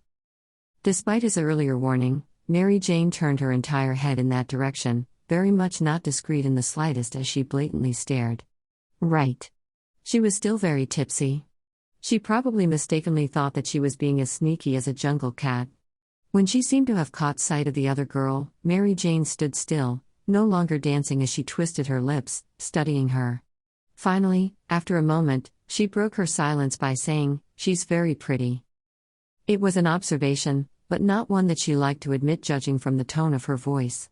Peter frowned. "Are you jealous?" "No." Somehow, Peter didn't quite believe her. The one word came off as slightly defensive. Still, he ignored it and set out to reassure her without bringing attention to said jealousy. "Good. It never would have worked out between us anyway if she did stay and decide to date me. As soon as I met you, it would have been over." Finally turning her gaze away from Liz, Mary Jane looked up at him, her glassy eyes trying her best to focus on his features. But how do you know that for sure? Peter smiled. This was an easy question for him to answer, after all. Because as soon as I laid eyes on you, there was this spark, Peter said passionately. There really was no doubt in his mind that he would have dumped Liz just to be with MJ if things had ended up that way. Liz was nice, yes. But she didn't really get him in the same way that Mary Jane did. In fact, not many people understood him the way Mary Jane did. She knew him inside and out. Accepted him even with all of his flaws. Did you feel it too? The spark? I tried to deny it at first, but yes. I did, Peter grinned at her admittance. It was fate at play once again. They would have ended up together no matter what, Peter was certain of it. But then, Mary Jane suddenly sighed as her gaze automatically flitted back to Liz. If I'm going to have to face any of your ex-girlfriends tonight, I think I'll need another drink. It was on the tip of his tongue to question her limitations and whether getting another drink was a good idea or not, but she had already detached herself from his embrace and was walking away from him toward the kitchen, leaving him alone and standing in the middle of the makeshift dance floor. Peter sighed as he watched her go, wondering if she just needed a moment to herself and was using this as an excuse to collect herself. He knew that she didn't like when others saw her acting self-conscious, himself included. He would check on her again after several minutes, just to make sure she was doing all right, and to also reassure her that there was nothing for her to be concerned about. He hasn't even thought about Liz in such a long time. But it was difficult for one to avert their eyes from the one person they were trying to avoid when they happened to be in the same room. Because, awkwardly, his eyes made the unintended consequence of connecting with Liz's again. Automatically, she gave him a grimace before she let Betty lead her into the kitchen by the hand, chattering away and completely unaware by the subtle frown her friend was sending Peter's way. Great. Liz was evidently still holding a grudge about what happened at homecoming. He couldn't help releasing a sigh of relief when she was finally out of sight. It was then, out of the corner of his eye, he spotted Michelle sitting on the far end of the couch against the wall, watching him already with those keen eyes. Peter froze on the spot underneath her scrutiny. Had she been watching him this entire time? Peter sighed again. There was no time like the present to have that overdue conversation with her. It was a precarious and sensitive situation because she knew his secret identity as Spider-Man. But she also apparently had a crush on him. He had to make sure to walk the tightrope carefully with this one. One step out of line could end up badly for him. Shuffling his feet, Peter walked up and plopped himself down on the couch next to her, her eyes following his every movement. "Can we talk?" he asked in a no-nonsense tone, cutting straight past any potential small talk and getting right down to the root issue of it all. Michelle raised a sardonic brow. "By the look of determination in your eyes, it sounds like the only answer you'll accept is yes." Peter conceded to this point with a small little nod but didn't say anything. They both stared ahead then, unable to look at one another. "I'm not sure where to start," Peter began awkwardly. Did he just come right out and say that he knew about her crush? No, he had to be more tactful than that, right? There were her feelings to consider, still. Ugh, why had his bravado suddenly abandoned him? "Is this about me knowing that you're Spider-Man?" she asked, and for the first time ever, Peter heard wariness in her tone of voice. Michelle was nervous. Out of habit, Peter shifted his eyes around to see if any ears were too close whenever his alter ego was mentioned in reference to him. Luckily, everyone seemed to be too occupied to even notice Peter and Michelle talking. That's part of it. Out of the corner of his eye, he saw her nod definitively, accepting his grievances before he even had the chance to voice them. "You should know that your secret is safe with me. I've suspected since DC and I never told anyone." "That long, huh?" She sort of mentioned as much in Prague, but he took her comment as more her having connected the dots later on. Still, if she is known for that long, he was grateful that she had kept quiet this entire time. "Well, thanks for that." "You're welcome," Michelle shrugged as though it were no big deal, before she turned to face him fully now, her keen eyes narrowed in suspicion. "But that wasn't exactly what it was that you came here to discuss, was it?" She really didn't want to beat around the bush, did she? "Well, it was now or never. It may have been brought to my attention that you have a crush on me." The effects of his words were immediate by the stiffening of her shoulders. Her expression became drawn as she dropped her gaze down to the fiddling hands on her lap. She looked almost Shy. Neither of us are drunk enough for this conversation, she finally mumbled, with Peter only just barely hearing her over the music. Well, that's too bad, Peter mused dryly, because I found out that I can't actually get drunk. This served to distract her from her own funk as her head snapped upward, her eyes connected with his as they grew with fascination. Wait, really? Yeah. Peter nodded, his shoulders drooping a tad as he relayed this latest discovery. I'm guessing it's because my metabolism is so much faster than the standard person's. Michelle tilted her head, still examining him but now on a deeper level that said that she was more trying to figure out his feelings on the matter rather than how interesting his genetic makeup was and what made it tick. Surprisingly, her gaze softened as she said, I guess that's one downside to being Spider-Man. Huffing out a humorless laugh, Peter shrugged one shoulder, feigning nonchalance. I won't ever have to deal with getting a hangover, though. Surprisingly, Michelle laughed as she nodded in agreement with this statement. That's true. Peter graced her with a slight smile as he looked over at her out of the corners of his eyes, before his expression turned a bit serious once again. So, I think that we need to talk things through a bit. It was clear by the indication in his voice exactly what it was that he wanted to discuss. He wanted to know if her crush on him would be an issue. What sort of boundaries should be set in order for them to make this new friendship work? Because they had to be friends, right? Peter couldn't necessarily burn this bridge even if he wanted to. Because she knew his secret. The light expression on her face dimmed somewhat, and her hands began to wring themselves together once again. Her voice was hesitant as she said, You don't have to worry. I'm moving on. Peter turned to look at her fully now, needing to see her expression as he asked, Are you? Yeah. I am, she said, much more self-assured this time around, enough for Peter to believe her. Okay, good, he breathed out a sigh of relief as his shoulders sagged with the ease of tension leaving his body, that's good. Because I have such a strong connection with Mary Jane and I didn't want you to think that I would ever be able to leave her for someone else. Michelle turned her head to the side and picked at a stray thread on her jeans, letting it occupy her fingers and her focus as she admitted, I may have once thought that I was a better choice than her. She paused to gather a deep breath of air. Before I got to know her a bit more, before the snap, I may have thought that you only wanted her because of her looks. And I was prepared to show you that there was nothing there underneath the surface that was worthwhile. Bristles rising, Peter could physically feel his defensive nature of Mary Jane take over. MJ is so much more than her face, though. Michelle's fiddling fingers paused as she looked up at Peter once again, her expression sad. But still earnest. I know that now. I'm mostly disappointed by the fact that I was actually wrong about something. Peter snorted at that and rolled his eyes in jest. It was rather humorous that she had correctly pegged Peter as Spider-Man but had been so very blind when it came to Mary Jane's true nature. That was her fatal flaw in her judgment. It was biased. Can I ask you something, though? Michelle asked suddenly. Peeking back over at her out of the corners of his eyes, Peter shrugged one shoulder and nodded. Sure. Biting her bottom lip, Michelle seemed to hesitate for several beats, weighing her options before she decided on how she wanted to word this. If Mary Jane wasn't in the picture. Peter frowned just at the thought, something that Michelle noticed, I mean, if you never met her. Do you think that you would have ever considered me?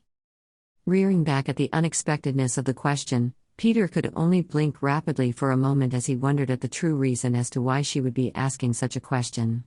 Finally, he turned his head to look at her, asking, Are you sure you want to know the answer to that? It won't change anything. Michelle didn't even take the time to contemplate before she said, Yeah. I think I do. That uncomfortable feeling of tension came back to his shoulders when his body couldn't help adopting a rigid position. But still, no matter how uncomfortable the question made him, it was best that he answer it just so that they could put it to rest for forever. It was not just for his sake, but for her own as well. The most honest answer that I can give you is, I don't know. On one hand, you seem fiercely loyal. You could have told my secret to anyone and you haven't. And I just wanted to tell you how much I appreciate that. Michelle nodded slowly, her expression unchanging from the blank mask she wore. But on the other, Peter continued, bolstering himself and being brutally honest with her, all those times you called me a loser or a geek, I'm not going to lie to you, it hurt. A lot. And you always did it in front of Flash, who played it up every time. There was finally a crack in the wall that she built up as she winced at his words. But there was really no denying the truth behind them. For the longest time, Michelle had taken every opportunity that she could to put Peter down. To the point that it sometimes made him doubt his own self-worth.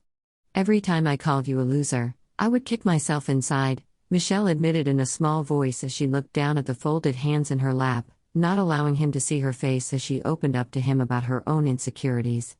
"It wasn't because I actually saw you that way. I liked you. Almost too much. And whenever I was around you, I got nervous. I guess by calling you names, it helped to trick my mind that you weren't on the pedestal that I personally put you on.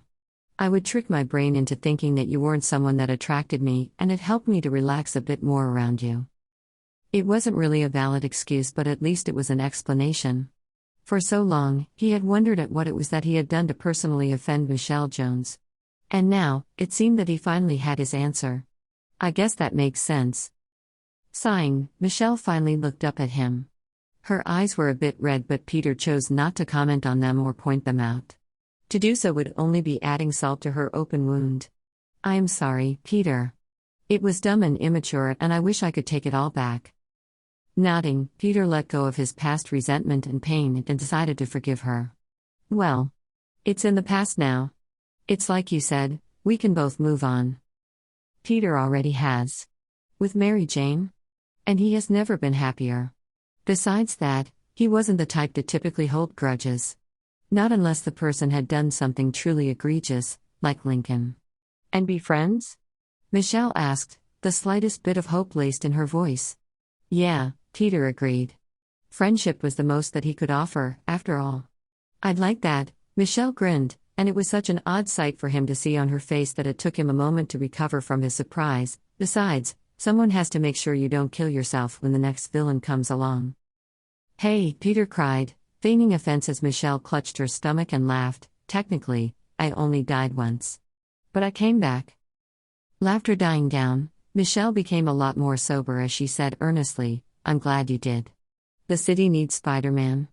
It feels like none of the other heroes seem to care like you do." Biting his lip, Peter clutched his hands on his knees as he looked away from her, studying his shoes before he muttered, "Not everyone thinks so." "Are you thinking about Harry?" she asked, a frown in her voice, and his gaze shifted over to her for half a second before looking away again. "Among a good portion of the population, yes. Spider-Man wasn't the most popular superhero out there right now, after all. You'll win some of them over eventually." Her voice was sure and confident, as though what she said was a certain fact. Peter was actually rather stunned that she had that much faith in him. Nodding definitively once more, she added, "Possibly Harry, too. But some people are just so stubborn in their mindset that they don't want to change their mind. If I were you, I would prepare for that." "Speaking of Harry," Peter began, his tone probing as he peeked over at her to gauge her reaction. Immediately, Michelle groaned as she rolled her eyes. "Don't start." Turning in his seat to face her fully, Peter's voice practically whined in complaint as he asked, "Why not? He really likes you, Michelle. You won't even consider him because you liked me first?" In his mind, it was the perfect fix for getting things back to normal between him and Harry. If Peter was the one to convince Michelle to look at Harry in a new light, then Harry would let go of some of his jealousy and they could be friends again. But it was also a selfish motivation on his part. "You think I can control my feelings?" Michelle asked, annoyance coloring her tone as she narrowed her eyes at him. "I can't. Besides, I probably would have liked him more if he wasn't acting so." With one glance towards him, she broke off with a sigh. "Sorry, I know he's your friend. But let's just say that his current actions haven't warmed me to the idea of him." "I can get that," Peter sighed reluctantly, hating that he had a valid reason to agree with her assessment of his best friend. "He's been avoiding me ever since I left Prague." Michelle just nodded and they fell into a bit of awkward silence. "So," Peter said, feeling the need to change the subject, "are you nervous about the placement test?" Giving a little roll of her eyes, Michelle waved him off. "Nah. I think I'll get a good score. I'm actually glad it's happening. I'm ready for college." It was the same for Peter. He couldn't wait to get started on working toward his coveted career path of engineering and developing new inventions. Though Mr. Stark was no longer around, Peter still wanted to make him proud by working his way up through Stark Industries and helping humanity through the power of his brain rather than through just superhuman strength. "Oh, yeah?" Peter asked with keen interest. "What sort of college are you thinking?" "I'm keeping my options open," Michelle said vaguely as she shrugged. "What about you?" "MIT," Peter said with a small, prideful smile. "It's where Mr. Stark went and I want to follow in his footsteps." This answer seemed to really rattle Michelle as a deep frown marred her face. "But what about New York?" Brows scrunching, Peter looked on at her in confusion. "What about it?" "New York needs Spider-Man," she insisted, and Peter's entire expression lightened with clarity. "Oh, that," Peter shrugged one shoulder as he waved a dismissive hand in her direction. "I'm sure that I will clear up this messy business with the high crime levels soon." "Are you sure about that?" Her skepticism caused him to pause as he looked at her with acute speculation. "What do you mean?" "The police will be able to handle it once I get crime back down to a normal level." At this very sound logic, at least to him, it was all very sound, Michelle let out an unattractive snort and an unamused chortle of a laugh. "They weren't able to manage it before when you disappeared for nearly 6 years, that's how everything turned out the way that it is now. What makes you think that they'll be able to take over the responsibility after you leave again?" One word in her unintended rebuke of him caused all of the wind to abandon his sails: responsibility. As much as the word drove him in his purpose, there were times where that it was a plaque that he was cursed to have to forever endure. And the simple fact of the matter was that whenever he had to choose between his desires and his responsibilities, he felt, at the very least, annoyed. "You do realize that you're putting an impossible task on my shoulders, right?" Peter retorted in a derisive tone. "I never said that you had to do it without help," Michelle countered, "but maybe how you'll handle the coming years is something that you'll seriously need to consider carefully." Peter frowned as he looked aimlessly at the room before him, with so many of his classmates having a good time, while he had to suddenly contemplate his entire future. Was Michelle seriously insinuating that he give up MIT? He's been dreaming about going to this school ever since he was a kid. And he was supposed to just give it up? Shaking his head, Peter clapped his hands down onto his thighs and said, "Thanks for talking with me. I'll consider it. I'm going to go get another drink, maybe even find out where Mary Jane snuck off to." His leaving was rather abrupt, but she was asking too many difficult questions. "Sounds good. See you around, Parker." Peter flashed her a small smile and then turned toward the kitchen, where he had last seen MJ disappear through. There was a pleasant fog that clouded her brain, one that made her feel all sorts of loopy. But her giddy mood was being threatened by the arrival of the girl that Peter had crushed on and dated before her. Liz Toombs. If she weren't affected by the alcohol at all, she would have smirked and laughed it all off, implying that it was beneath Mary Jane to be jealous when Peter was so obviously into her that there was no way that he would ever look for girls in another direction. But her drinking had hindered her ability to filter her emotions correctly. And a part of her recognized that Liz Toombs was different from other girls like Michelle. Peter didn't like Michelle. But he had at least been attracted to Liz at some point in time. And did attraction ever go away? Even if feelings did? Mary Jane stumbled a bit, unable to keep her feet balanced just like she was unable to keep her mind straight, and staggered to the side, right into another body. "Whoa, hey. Watch it," the voice cut off just as Mary Jane turned to apologize, only to come face to face with Brad Davis. "Oh. Mary Jane," his face brightened with a wide smile. "Sorry, I didn't realize it was you." Nope." Mary Jane interrupted with a raised hand and a bit of a slur to her speech before she turned on a dime and strutted to the opposite side of the large kitchen, glad that it was rather crowded so that other bodies could separate them. Finally making it to the table that housed all of the drinks, Mary Jane made a selection and poured herself mixed drink into a red Solo cup. Once full, she cradled it in her hand as her mind remained fixated on the fact that Peter's ex-girlfriend was here at his birthday party. What did it mean, that she was here at a party that was meant exclusively for him? Had she shown up because she wanted to see him again? Or was it more innocent than that and she was simply here because Betty had invited her to come? Did she even know that it was Peter's birthday? Sighing, she turned away from the drink table and rested her back against the countertop right next to it. She was being silly. There was nothing for her to be concerned about. Peter had insinuated himself that he never wanted to break up. There was no way that Liz Toombs could get in the way of that, no matter how pretty the other girl was. Mary Jane just couldn't understand it. What was going on inside of her own head, anyway? Mary Jane usually had more self-esteem than this. Perhaps it was the alcohol that was making her feel more insecure. Instead of focusing on the other girl's good looks, Mary Jane instead fixated on how happy Peter seemed to be tonight. His smiles came easy and he was laughing so much more than normal, which was saying something. From that alone, Mary Jane could call the party a hit. She grinned to herself as she sipped at her drink, relaxing as she looked out to the crowd and laughed at certain antics while she people-watched. Eventually, Flash stumbled into the kitchen and joined her side as he grabbed a beer bottle from the table, but struggled to get the cap off. Mary Jane couldn't help but giggle at his expense after observing him and his attempts a few times. "It's not funny," Flash slurred, his fist twisting around the cap with building irritation. "Gimme," Mary Jane said as she held out her hand in offering. Grunting, Flash handed it over and Mary Jane grasped onto the neck of it and snapped it off by hitting it against the edge of the countertop, having seen her dad do the same maneuver countless times. Then she held it over to Flash, who took it gingerly as he looked on at her in awe.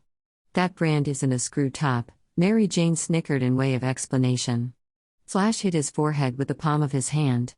"Right. So stupid." "Don't beat yourself up," Mary Jane giggled, "we're both loopy." As she said this, she waved her arms up above her head and gave a little twirl, very nearly spilling her drink that was still in hand. "I've got a question for you, Watson," Flash slurred once she settled before he took a gulp of his beer. "Shoot," Mary Jane said as she mimicked shooting a gun in his direction. "I saw what you did in London with Molten Man and I thought it was pretty badass." "Thank you," Mary Jane interjected with an overdramatic flourish. "Which has got me thinking," Flash said fervently, his hands super animated, "how many elementary school kids do you think you could fight off at once before you got overwhelmed?" "Huh? That was a really good question. A real stumper, for sure." "What grade are we talking here?" she asked pointedly as she jabbed a finger toward his nose. "Does it matter?" Flash asked, cocking his head to the side as he thought over the merits of her question. Sputtering, Mary Jane replied, "Yes. There's a huge difference between a kindergartner and a fifth grader." She could tell the exact moment it registered in his mind that she was right in her point. Duh. She was, super smart. Let's go with fifth grade. Nodding, Mary Jane's eyes looked upward as she twisted her lips in contemplation. 4. The answer is 4. You? Oh. At least 10. You know what's crazy? Mary Jane gushed as she unintentionally changed the subject. "What?" Flash asked, his attention rapt. "We basically, transported to the future," Mary Jane said with an air of ominous mystery as her arms went wide. A bit of her drink actually did slosh out of her cup this time. Flash made airplane noises with his mouth, his arms fanning outward to mimic wings. "That makes us time travelers." Just like Back to the Future, Mary Jane concurred with a serious nod. Flash cut himself off with a hiccup, before trying again. "Does that make me Doc and you Marty?" Mary Jane jabbed a pointed finger in the air somewhat in his direction as she said in a firm, no-nonsense tone. "Only if Peter is my Jennifer. Only then will I be Marty." Flash let out a guttural laugh at that. "I can't believe how different everything is." But Flash, some change is good," Mary Jane tried to reason. "PSHH? Keep your change," Flash said as he waved her off with a pompous raise of his nose in the air. "I've got my own money." Mary Jane had to hold on to the countertop in order to keep upright from her laughter. "Mary Jane." A chipper voice suddenly called and her head whipped over to the side to see Betty approach her eagerly, with Liz Toons trailing slowly behind her. There was an unreadable mask on her face as she assessed Mary Jane while she stopped a few paces away and crossed her arms over her chest. Was she currently being judged? Mary Jane decided to ignore her in favor of her real friend as grinned wide at Betty. "Oh, Betty? Thank goodness. Have you seen Peter? I seem to have lost him." Laughing wildly at her, Betty snorted. "You left him in the other room by himself, remember?" She strained her memory and tried to consider how she had just walked away from him. Oh. Poor Peter. She really did leave him hanging. "Oh yeah. I better go get him," Mary Jane mused aloud, Before she perked up as she thought of the birthday cake that was being stored in a fridge in Flash's garage. There's a certain song that everyone's gotta sing that I know will make the birthday boy's face red. Wait. Before you run off again, Betty said with a laugh as she grasped Mary Jane's wrist to prevent her from escaping. Then with her other hand, she gestured to Liz and said, I want to introduce you to my old friend, Liz. Slowly, Liz stepped a bit closer then, putting herself right in Mary Jane's line of vision. It was then that Flash interjected himself into the conversation as he stepped in close to Mary Jane. Bad news, Mary Jane, Flash tried to whisper, but he said it so loudly that the other girls heard him. She dated your boyfriend and hates Spider-Man. Run far away. Mary Jane pushed his shoulder, not far gone enough in her drunken haze to realize just how rude of a statement that was. Nice to meet you, Liz. You too. Liz drawled out, her gaze shifting between her and Flash before it focused solely on Mary Jane. I'm sorry, did I hear Flash say that you're dating Peter? At this, Mary Jane squared her shoulders and stood tall. Being with Peter was something to be proud of. Yeah, I am. I heard you dated him as well. If you want to call it that, Liz said with a sort of half shrug and the slightest frown on her lips. Oh. I'll happily claim the title of Peter's first girlfriend, Mary Jane giggled. In fact, it tickled at a possessive nature inside of her that she didn't know that she had. I forgot you went to homecoming with Peter, Liz, Betty mentioned, her expression now uneasy as she looked between the other two girls. Flash guffawed loudly. Peter hardly went to homecoming from sophomore year. From what I remember hearing, he bailed as soon as he arrived. That's right, he did, Betty gasped, her face alighting with recognition as she recalled the memory. But in that moment, it seemed that Liz didn't have eyes for anyone except for Mary Jane, as she stared imploringly into her eyes before stating pointedly, a word of advice? Run while you still can. Before he runs out on you. Mary Jane just stood there, eyes wide, as she struggled to comprehend Liz's warning. A warning about Peter. Her Peter. It was almost laughable to think that someone in this world saw Peter as a red flag. What happened to you, Liz? Flash asked when Mary Jane didn't say anything, telling a guy's girlfriend to dump him on his birthday? You used to be so cool. Now you're just so sour. Narrowed eyes turned Flash's way as a great look of offense crossed Liz's features. I was just looking out for her. And you've changed too, Flash? Are you really that much of a shill for Spider-Man that you forgot about your gripe with Peter? But it wasn't the dig that she thought it was, apparently, because Flash merely scoffed and waved her off. Peter's an alright dude. And of course I choose to stand by Spider-Man rather than you. Flash snorted and finished off the rest of his beer and slammed the bottle down on the table to emphasize his words. The guy saved my life multiple times now. Mary Jane smiled a bit at that before turning her attention back to Liz. Thanks for the advice, but I think I'm good. Peter is always there for me when it counts the most. A scoff escaped the other girl's lips as she looked to the side in exasperation. For now.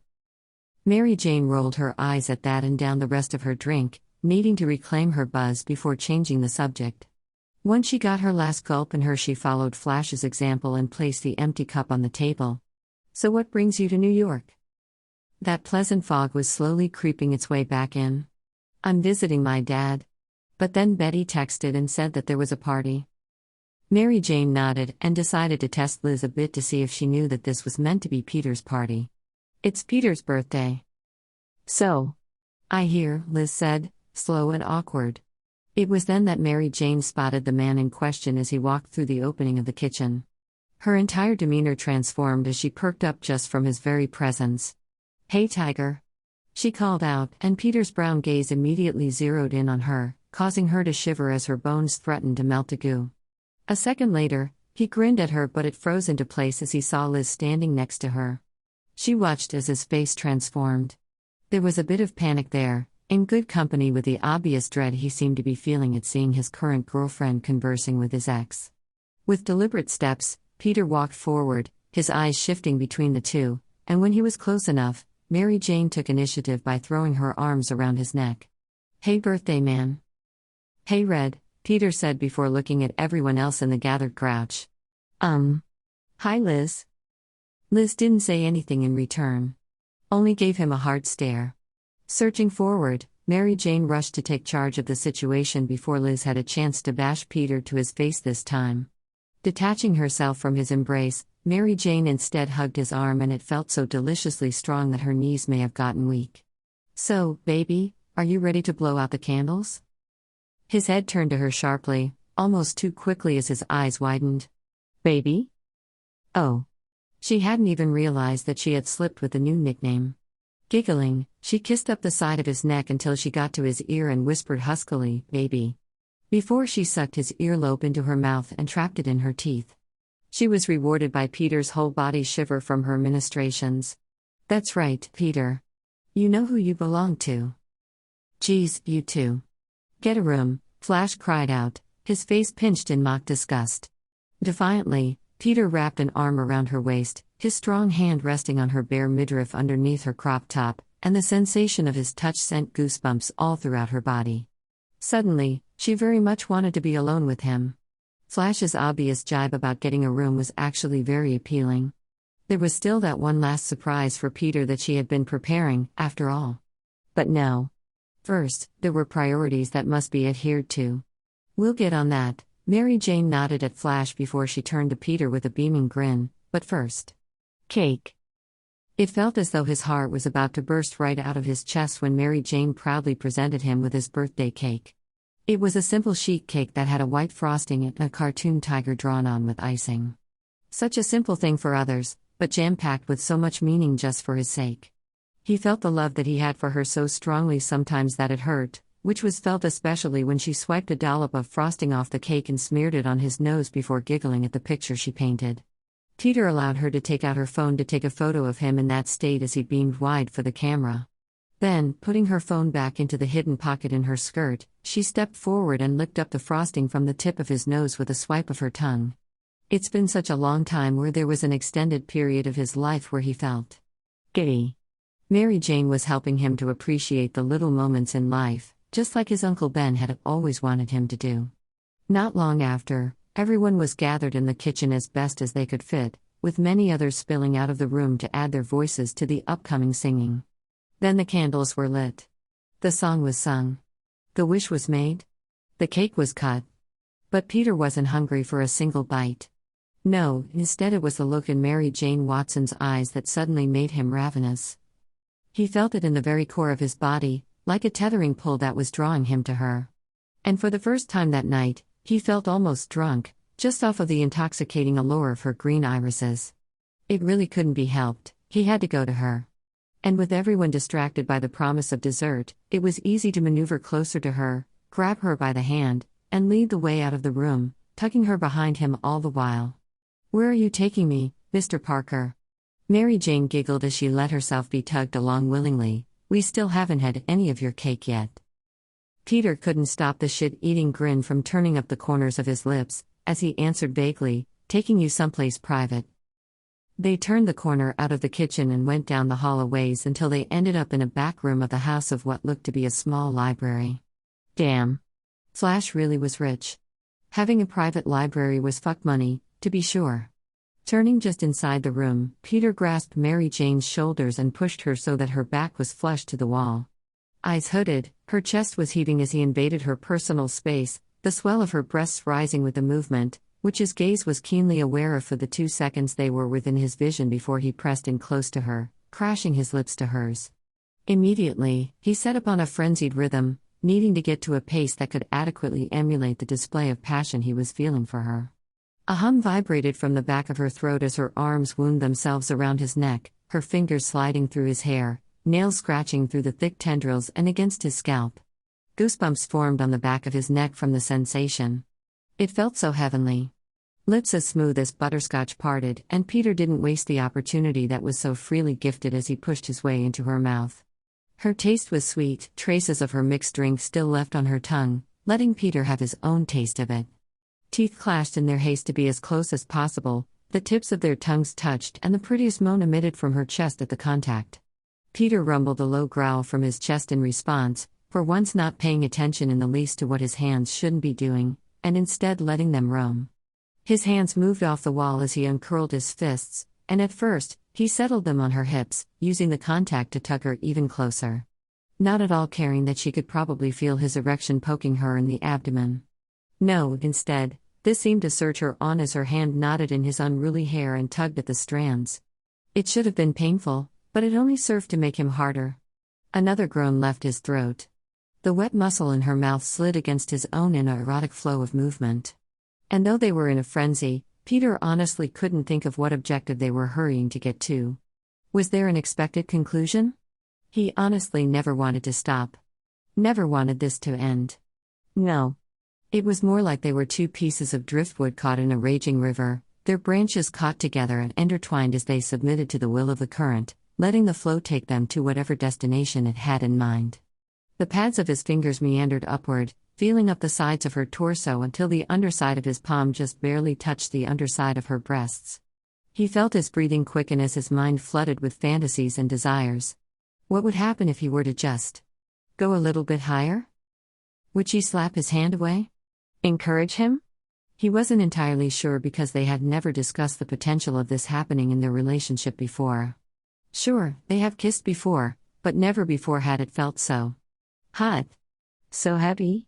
So, a snicker broke through the haze in his mind and his eyes snapped open subconsciously against his will. Get a room. A higher-pitched male voice pestered in a mocking tone, and Peter pulled back from Mary Jane just in time to see all of his group of surrounding friends begin to laugh. Peter's eyes narrowed as he took in the unfamiliar boys. They must be some of the fortunate ones that weren't snapped by Thanos and therefore grew up to be around the same age as him and MJ. Get out of here. Peter bit back harshly, aggravated beyond belief by their childish behavior. One boy stood tall and jutted out his chin in a defiant manner. Make us. As if this was any sort of threat against him. Is that an invitation? Peter growled low as he pushed off the wall to face the group of boys fully, his arm muscles flexing without his intention. Another boy, this one blonde, rolled his eyes as he said, I'd like to see you try to take us all on. Peter opened his mouth to retort, but a gentle hand came to rest on his forearm. Let it go, Tiger. Turning away from the obnoxious boys, Peter glanced down at her, his eyes apologetic. She smiled softly up at him and squeezed his forearm affectionately, before whispering, Do you know a different place that is more private? There's something that I want to show you. 1,000 different scenarios went through his mind as he stared wide-eyed at his girlfriend. She was biting her bottom lip, waiting in anticipation for his reply as her finger began to trace languidly up and down his arm. Unbidden, a thought struck him without him even summoning it on his own. Flash's voice echoed in his brain, telling him about the guest bedroom upstairs if he needed it, first door on the left. Yeah. I know a place, Peter said huskily as he reached up to catch her wandering hand before threading their fingers together. Come on. Leading the way, Peter led her out of the library, leaving behind mocking comments with the other snickering boys as they both strode quickly to the stairs. The beat of the pulsating music easily muted their footsteps as they traversed up the steps, but it also made the occasion feel so much more momentous and surreal. As they went, Peter felt Mary Jane squeeze his hand and something inside of him softened at the gesture as they made it to the upstairs landing. The love that he had for this girl was like nothing that he ever felt before. It was so different from any other love that he felt for anyone else before. And the only way he could think to describe the sensation of it was to come up with a parable, one of a man who had never before traversed outside in his life and was finally getting to feel the sunshine on his face and the breeze in his hair. Not something that the man would be able to describe until he actually got to experience it. The only thing that could possibly make it better is if Mary Jane somehow, miraculously, shared his feelings. But there was no way. It was too soon. For her, it was more of a gradual burn of the torch she held for him, while for him, it was already a raging forest fire with no chance of ever being extinguished. All too soon, they entered the room that Flash had indicated was safe for him to use.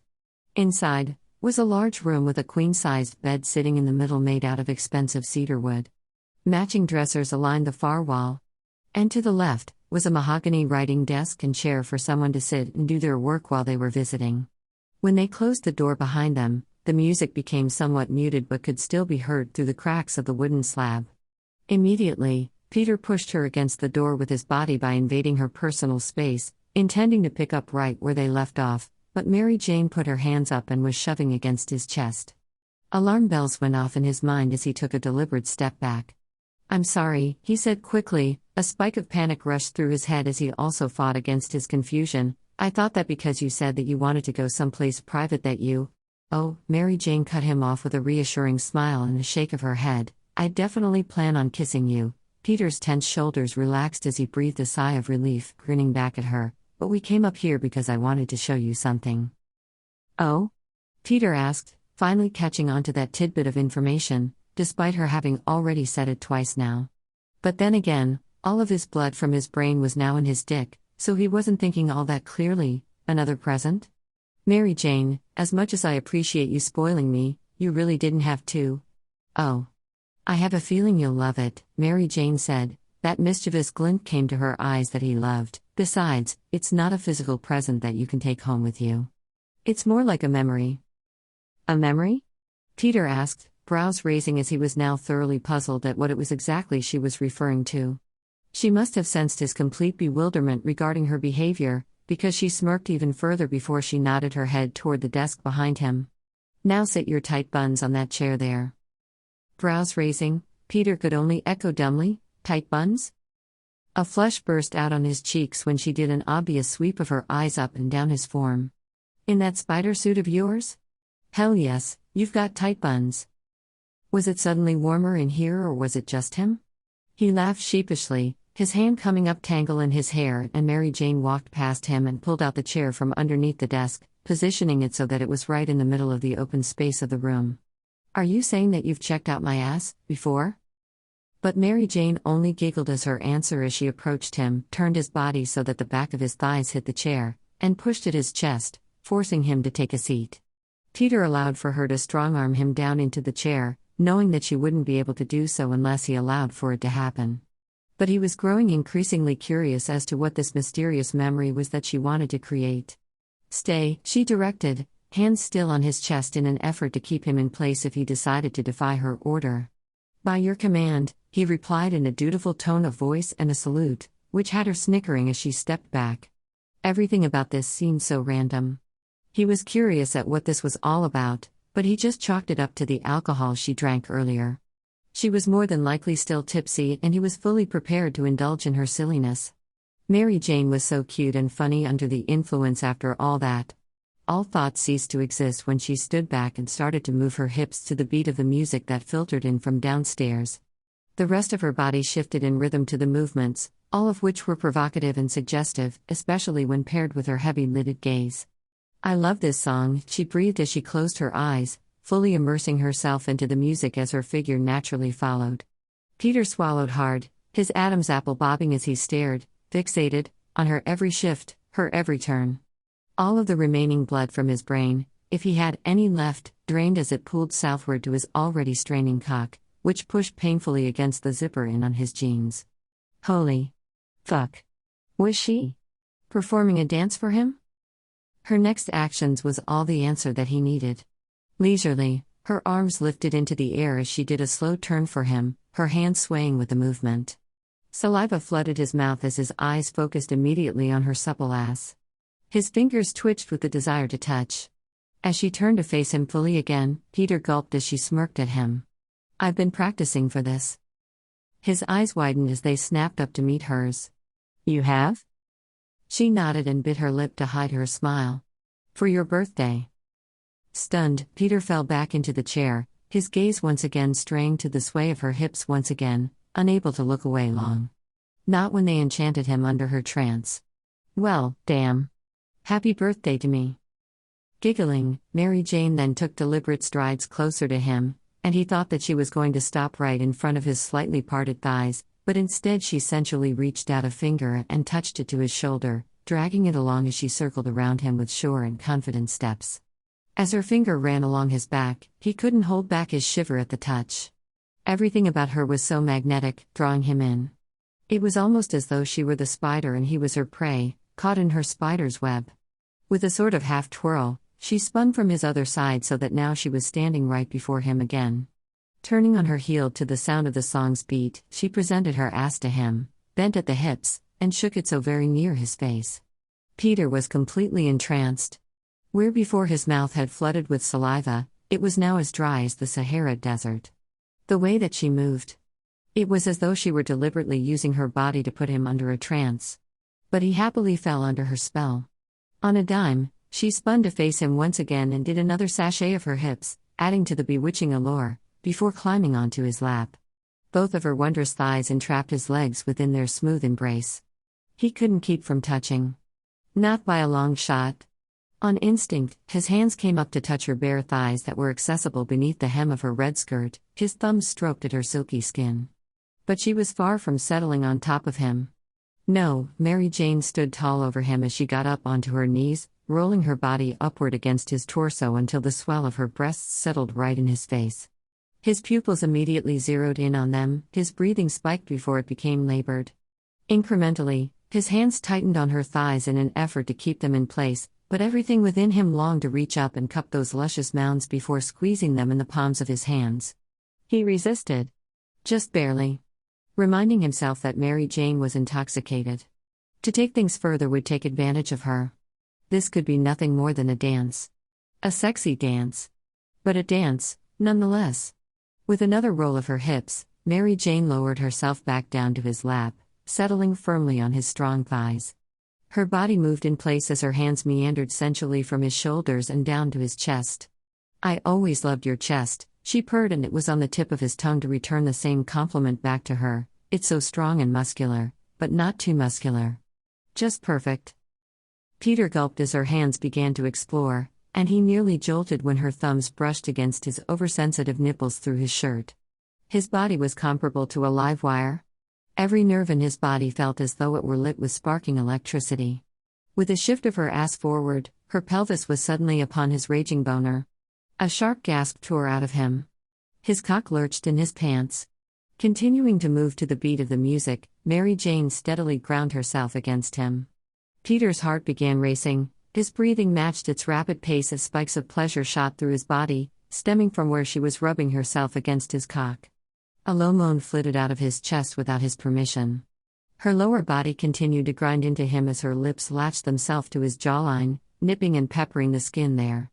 Taking her time as she kissed all the way up to his ear before whispering, "Happy birthday, Peter." Then she pulled away. A noise of complaint left his chest, but she only went just enough to create the space needed to reach down to the hem of her crop top and hike it up so that she unveiled the black, lace bra underneath. The fluid movement mussed up her red curls as the strands fanned out over her shoulders.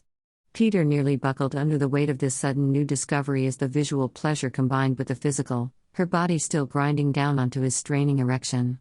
Years ago, Peter had once described to Mr. Stark that after the spider bite, his senses had been dialed up to an 11. Right now, it was at about a 20. He couldn't stop the low and steady moan from filtering past his lips as she continued performing her dance for him. His body was on fire, but not in a painful way. More in the way of the sort of heat one could melt from after being outside in the cold for far too long.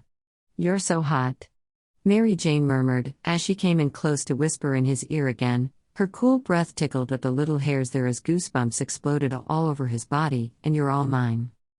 Hearing her claim him as her own so boldly, so confidently, caused his heart to squeeze. Which was only further heightened when she pulled back before pressing forward to place her open mouth to his. Their saliva intermixed with hot, heaving breaths as he kissed her with equal fervor, completely lost to reality. When she pulled back, he couldn't keep his tongue from following after her as he flicked it against hers outside of their mouths. The way that she licked at the wandering muscle created an explosion of fantasies in his mind, where he pictured her doing the same exact thing to a different appendage. To his cock. God, his body was on fire. He wanted everything with Mary Jane. All of it. Anything that she was willing to give him. This was starting to get out of hand. He needed to put a stop to this before. In the next moment that she smashed her lips back to his, her hips ground against him more firmly than before. And he was too wound up, too drunk on his desire for her, too oversensitized to stop it. With a silent cry, Peter came with Mary Jane's tongue licking into his mouth, to the point where he wasn't even sure that she noticed that he was currently coming apart at the seams. White-hot fire coursed through his veins in pulsating beats of pleasure as he fought with his entire being to keep from groaning aloud with his release. With what felt like a lifetime, he finally came down from his high. His lips broke away from hers as he heaved in lungfuls of air, his chest expanding and retracting in rapid movements. It was the most intense orgasm he has ever had. But it was also one that never should have happened in the first place. Mary Jane continued her dance against him as she detached her lips from his, her arms raising up so that her hands could tangle themselves in her own hair, openly displaying her beauty to him as he came down from his high. And he was unsure if she even noticed what had just happened to him. There was a part of him that was mortified by his lack of control. But he was mostly overcome by his unending awe of her that he couldn't help but rake his gaze over her form, marveling at how this beautiful woman somehow wanted to be his. It was mind-boggling. "You're so gorgeous," he couldn't help but comment, his heart now feeling tender now that the passion within him was no longer as urgent. "Glad you think so." She breathed as her hand wove together in the air as a part of her dance. "I think I'll keep you." Peter laughed breathily, before he admitted, "I can't imagine what my life would be like without you now. And I can't imagine what you'd have to do to make a reality where I wouldn't want to be a part of your life." "Kiss me," Peter said in a low voice. Wrapping her arms around his neck, she did just that. They stayed intermixed in an embrace like that for an immeasurable amount of time, languidly making out as Mary Jane pressed her chest against his. After a while, he started to feel his cock begin to react again as it slowly regained interest. But he ignored it all in favor of thoroughly kissing the woman who understood him on every single level. At every turn she swayed his fears and boosted his confidence to the point that she transformed him into being a better version of himself, a better man. Bam! The door slammed open as the doorknob hit the bedroom wall. Mary Jane jerked back from him and both opened their eyes and their heads snapped back to see Brad Davis gaping at the two of them from the open doorway. Immediately, Peter wrapped his arms around Mary Jane in a way to protect her modesty. "Dude! Get out!" But the other boy didn't obey. Instead he just stood there, frozen in shock. "Davis!" Flash's voice came from outside the room and down the hall before a couple seconds later, he appeared behind Brad. "I told you not to come up here. You're such an asshole." Sneaking a glance at Peter in the room, Flash tactfully avoided making any sort of eye contact with Mary Jane as he said, "Sorry, Parker. I couldn't stop him once he found out that the two of you came up here." Flash then placed a hand on Brad's chest and forcibly pushed him out of the room before he grabbed the doorknob and pulled it to a close with a definitive click. Echoes of Flash calling Brad all sorts of names came from down the hall as they were once again left alone. But it was too late. The spell was broken and Mary Jane scrambled off of his lap and retrieved her shirt that had been discarded on the floor. There was the slightest grimace on her lips and a bit of color to her cheeks. Was she embarrassed? "I'm going to kill him," Peter told her as his hands formed into fists on his thighs. Pulling her crop top back over her head, Peter mourned the loss of the sight of her lacy bra, knowing that the image would now be a recurring fantasy for many nights going forward. Mary Jane was definitely right in stating that they made a memory tonight. Looking over at him, Mary Jane saw his stiff posture, poised and ready to go out and find a fight, and immediately shook her head at him. "Don't. That wouldn't be the most responsible thing to do, Spider-Man." Peter released a huff and stood, agitated, and the movement suddenly made him aware of the acute stickiness in his briefs from his unexpected orgasm. It was now starting to cool. But it still didn't deter him from his annoyance. "Maybe I'm glad that you're not going to MSSD if it means that you'll be kept far away from him," he couldn't help but comment, a bit of an edge still laced in his voice. And for some reason, this caused that lovely smirk to grace her lips again. "You want to keep me all to yourself, huh?" Mary Jane purred as she stepped forward and wrapped her arms around his midsection. "If it means that we don't get interrupted for once?" Peter asked as his own arms came up to constrict around her. "Yeah. I guess I do." Mary Jane sighed and rested her head on his shoulder. "Now that you mention it, that does seem to happen a lot." Peter hummed in agreement, letting the feeling of her in his arms calm him down a bit before he spoke again. She didn't deserve his ire, even if it wasn't directed at her. She had just done something so beautiful for him and he didn't want her to feel embarrassed or ashamed of it in the least. As a form of comfort, he ran his hands up and down her back, warming her up. "How are you feeling, by the way?" he finally asked, his voice softer. "A lot more sober," she mumbled into his neck. "Good," Peter breathed as he pulled back just enough to kiss her cheek tenderly. "Thank you for an amazing birthday." "Of course," Mary Jane pulled back and smiled up at him. "You deserve that and so much more." Then she leaned upward to peck him on the lips before pulling away from his arms with a sigh. I suppose we'll have to face the music downstairs at some point. Maybe it would help if we went down at separate times? Peter suggested. I need to use the bathroom, anyways. The stickiness in his briefs was seriously getting more and more uncomfortable. He'd have to find a bathroom up here sooner rather than later. And definitely before he went down to socialize with other people again. Sure, she agreed as she kissed him once more. I'll see you down there. You can count on it, he said with a grin. After what just happened, he was feeling particularly attached to her. And he wanted her in his arms for the rest of the night as much as possible. They took the several steps needed to get to the door. Peter opened it for her and watched as Mary Jane made her way out into the wall and down the stairs. He stayed rooted in place as he took the time to appreciate the view of her ass that had just been swaying to the beat right in front of his face moments earlier. He stood there and watched until she was completely out of view before he sighed and finally moved. Turning the opposite direction, he went down the hall and into an open doorway that he recognized to be the bathroom upon passing it. Entering, Peter shut and locked the door behind him as he began the tedious process of removing his jeans and boxer briefs, turning the fabric inside out to inspect the mess he had made there. Huffing, he began the process of cleaning himself up from the faucet and into the bathroom sink. Once he was as satisfactorily clean, at least as much as he could be until he could get into a shower later on, he washed his hands once more for good measure. Drying his hands on a nearby towel, Peter was about to vacate the restroom when he heard a beeping sound. It didn't sound like his phone. Frowning, Peter patted his own form until his hand landed on the small pod that stored the nanites of his iron spider suit.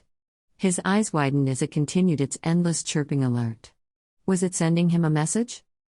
Willing the nanites into action, they burst out of the pod on his hip before transforming itself into his suit. As soon as the mask was covering his face, there was an unfamiliar voice calling out to him coming from the comms. Hello? Anyone there? Hello? Ah. Hello? Peter answered, both wary and confused at the same time. Did someone manage to hack the system of his spider suit? It seemed very unlikely, given that it was Stark technology and was state-of-the-art. Is this Spider-Man? The voice asked in a rush, cutting straight to the chase. Yeah, it is, Peter confirmed, his voice gaining an edge to it, preparing himself to threaten the hacker on the other end on how he had managed to get access to his suit. Who are you? How did you get this number? My name is Walter Hardy. I believe that you met my wife. Mr. Hardy, Peter gasped as his entire form turned to face his reflection in the mirror, the hard demeanor in his voice dropping in favor of one that was much more earnest. I'm glad you called. Has your wife told you everything that we discussed? She did. Walter Hardy trailed off, his voice unsure. And? Peter coaxed, excitement flared in his chest as he pictured this as the beginning of the end to Lincoln's criminal empire. I'm willing to meet you to hear you out, the man confided, his voice still unsure, but I will only be in my current location for an hour. I have to constantly be on the move in order to not get detected by any one of those maniacs. If you don't show up, then I deny your offer of help. It will tell me that you're unreliable. Peter supposed he could understand that reasoning. The man had been in hiding for 2 months now. There was bound to be bouts of paranoia when it came to giving out his trust. I'll be there. Where are you? There was hesitation on the other line, before Mr. Hardy replied, currently? I'm in the sewers in the Bronx. The sewers? Peter echoed, disgusted. Were things really that bad? Was the pursuit of Walter Hardy and Project Pachyderm really that intense to the point that it drove a man underground in the sewers? If you access the manhole just across the street from the back entrance of the Westchester Square Medical Center, I will meet you there, Walter continued on as though he hadn't heard Peter. If the hour is up, and you don't show, then I'm gone. Trust me. I'll be there, Peter confirmed, his fists already twitching to get some of L. Thompson Lincoln's blood on them from the pounding Spider-Man was going to inflict. It was long overdue for Spider-Man to dish out some vengeance. Good. Clock's ticking. The line went dead then, leaving behind the sound of a dialed tone before Peter willed the nanites of his suit back into his holding pod stored at his hip. He checked his phone for the time, noting that it was 11:42 p.m. He had to get there by at least 12:40 a.m. if he wanted to ensure that Walter Hardy didn't leave a couple of minutes early from his set deadline. But first, he had to find Mary Jane and explain what was going on. He couldn't just abandon her with no word. Maybe he could even take her home quickly before booking it to the Bronx to meet Mr. Hardy. A countdown going on in his brain now, Peter opened the bathroom door and rushed down the stairway, his eyes immediately searching for a familiar head of striking red hair. As he searched, just about to enter the kitchen, a hand reached out and grasped his shoulder from behind. Peter turned quickly, thinking that it was Mary Jane who had found him first, only to discover, Harry? Peter gaped, seeing his long-lost best friend standing before him with a bit of an awkward expression on his face. He seemed almost sheepish. Regretful. "Hey Pete," Harry greeted with a small wave and a slight smile. What are you doing here?" Peter managed to rasp out, his mind trying to catch up while equally being diverted in finding Mary Jane and getting to Walter Hardy in time. "Well, first I just wanted to say, happy birthday." Harry's smile grew a bit more pronounced and genuine at that, and "I think I'm ready to talk now. Can we find someplace private?" "Why? Of all times?" Why did Harry have to choose now to decide to finally talk with him? "I'm so sorry, Harry." Peter shook his head at his friend, becoming distracted again and trying to search for Mary Jane as he went on to say, "But can we talk another time? I have someplace I need to be." Continuing his search, Peter began to slowly traverse down the hall, looking for any sign of his girlfriend. Harry followed after him. "But I just got here," Harry said, his voice dumbfounded that Peter wasn't jumping at the chance that he was finally ready to hash out all of his issues. "I came just to talk to you." "And where do you have to go?" "It's your birthday party." "Well, it was a surprise party," Peter clarified, keeping the biting words of how Harry hadn't even bothered to show up earlier for that part to know that it was all a surprise. "Instead," he said, "so I wasn't expecting it and I already promised Aunt May that I would walk her home from work tonight. It's dangerous on the streets these days." "Oh," Harry stopped Peter by placing a hand on his shoulder and turned Peter to face him. "Well, I can send a driver to pick her up and bring her home." Shrugging now, Harry gave a sort of half-smile that said that he resolved all of Peter's issues, enough that Peter could now devote all of his time to having that talk. Eyes widening with panic, Peter rushed to say, "Oh, that's not necessary, Harry." The smile slipped on Harry's face. "Why?" "Peter, I'm just trying to be helpful so that we can sit down and talk." "I promised my aunt and I want to keep my promise," Peter insisted, his thoughts ever aware of the ticking deadline before his one and only lead to Lincoln would cut him off forever. "Peter, I came all this way." "Harry. Sometimes it's not about you," Peter snapped as he threw his arms up in the air with his exasperation. Harry's eyes widened as he took a step back. "Seriously? I've been waiting for weeks for you to finally reach out and you choose now to do it?" Harry watched him for a second, silent. Then, his eyes slowly began to narrow as he glared at Peter. "This is more than just your aunt needing an escort home, isn't it? What aren't you telling me, Peter?" A groan of frustration escaped Peter's chest as a rough hand raked through his hair. He seriously didn't have time for this. "Nothing. It's just as I said." "Why are you lying?" Harry asked, a hard, accusing edge now adopted in his tone. "I'm not lying," Peter insisted. "I seriously have to find MJ and get us out of here." "I don't get it.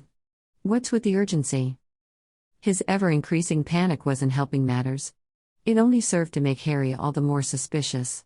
Forcing himself into a level of calm, Peter released a huff of a sigh, slowing his breathing as he replied in a level tone, "There is no urgency. Just want to make sure that Aunt May doesn't leave without me. Can we please do a rain check for tomorrow?" The way that Harry stared at him told Peter that he didn't believe him for a single second. "Peter?" A familiar sweet voice called out from behind him. Turning on his heel, Peter saw Mary Jane and his shoulders sunk with relief now that he found her. "Hey, Red. I have to leave," he told her, his eyes displaying so much more of what couldn't be said. Her eyes widened as she caught onto his meaning immediately, that he had to go out Spider-Man. "Do you want me to take you home? Or do you want to stay here?" Brows furrowing, Mary Jane noticed Harry glance between the two. She must have sensed the tension in the air between the two. "You can take me home now." Then, her gaze shifted to settle on the boy next to him. "Nice to see that you could make it after all, Harry." There was a bit of a sharp edge to her tone that had Harry's lips thinning. And though Mary Jane had every right to feel defensive over him, Peter still felt bad about how crummy the timing of all of this was. If Peter didn't have Walter Hardy to consider, he would have gladly taken the time to hear Harry out. "Can we still talk tomorrow?" Peter asked him, his voice far softer than before. At the sound of Peter's voice, Harry completely transformed as he outright glared at Peter with the most malice he had ever seen from his friend. It honestly shocked him enough to the point that Peter felt the need to stumble back a step. "You know what? Just forget it. I'm obviously not at the top of your priority list," Harry seethed, before he turned and began to walk away, pushing through the crowd of people having a good time. In an instant, Peter rushed forward to grasp onto his shoulder in order to stop him. "Harry, wait. Please be reasonable." "No.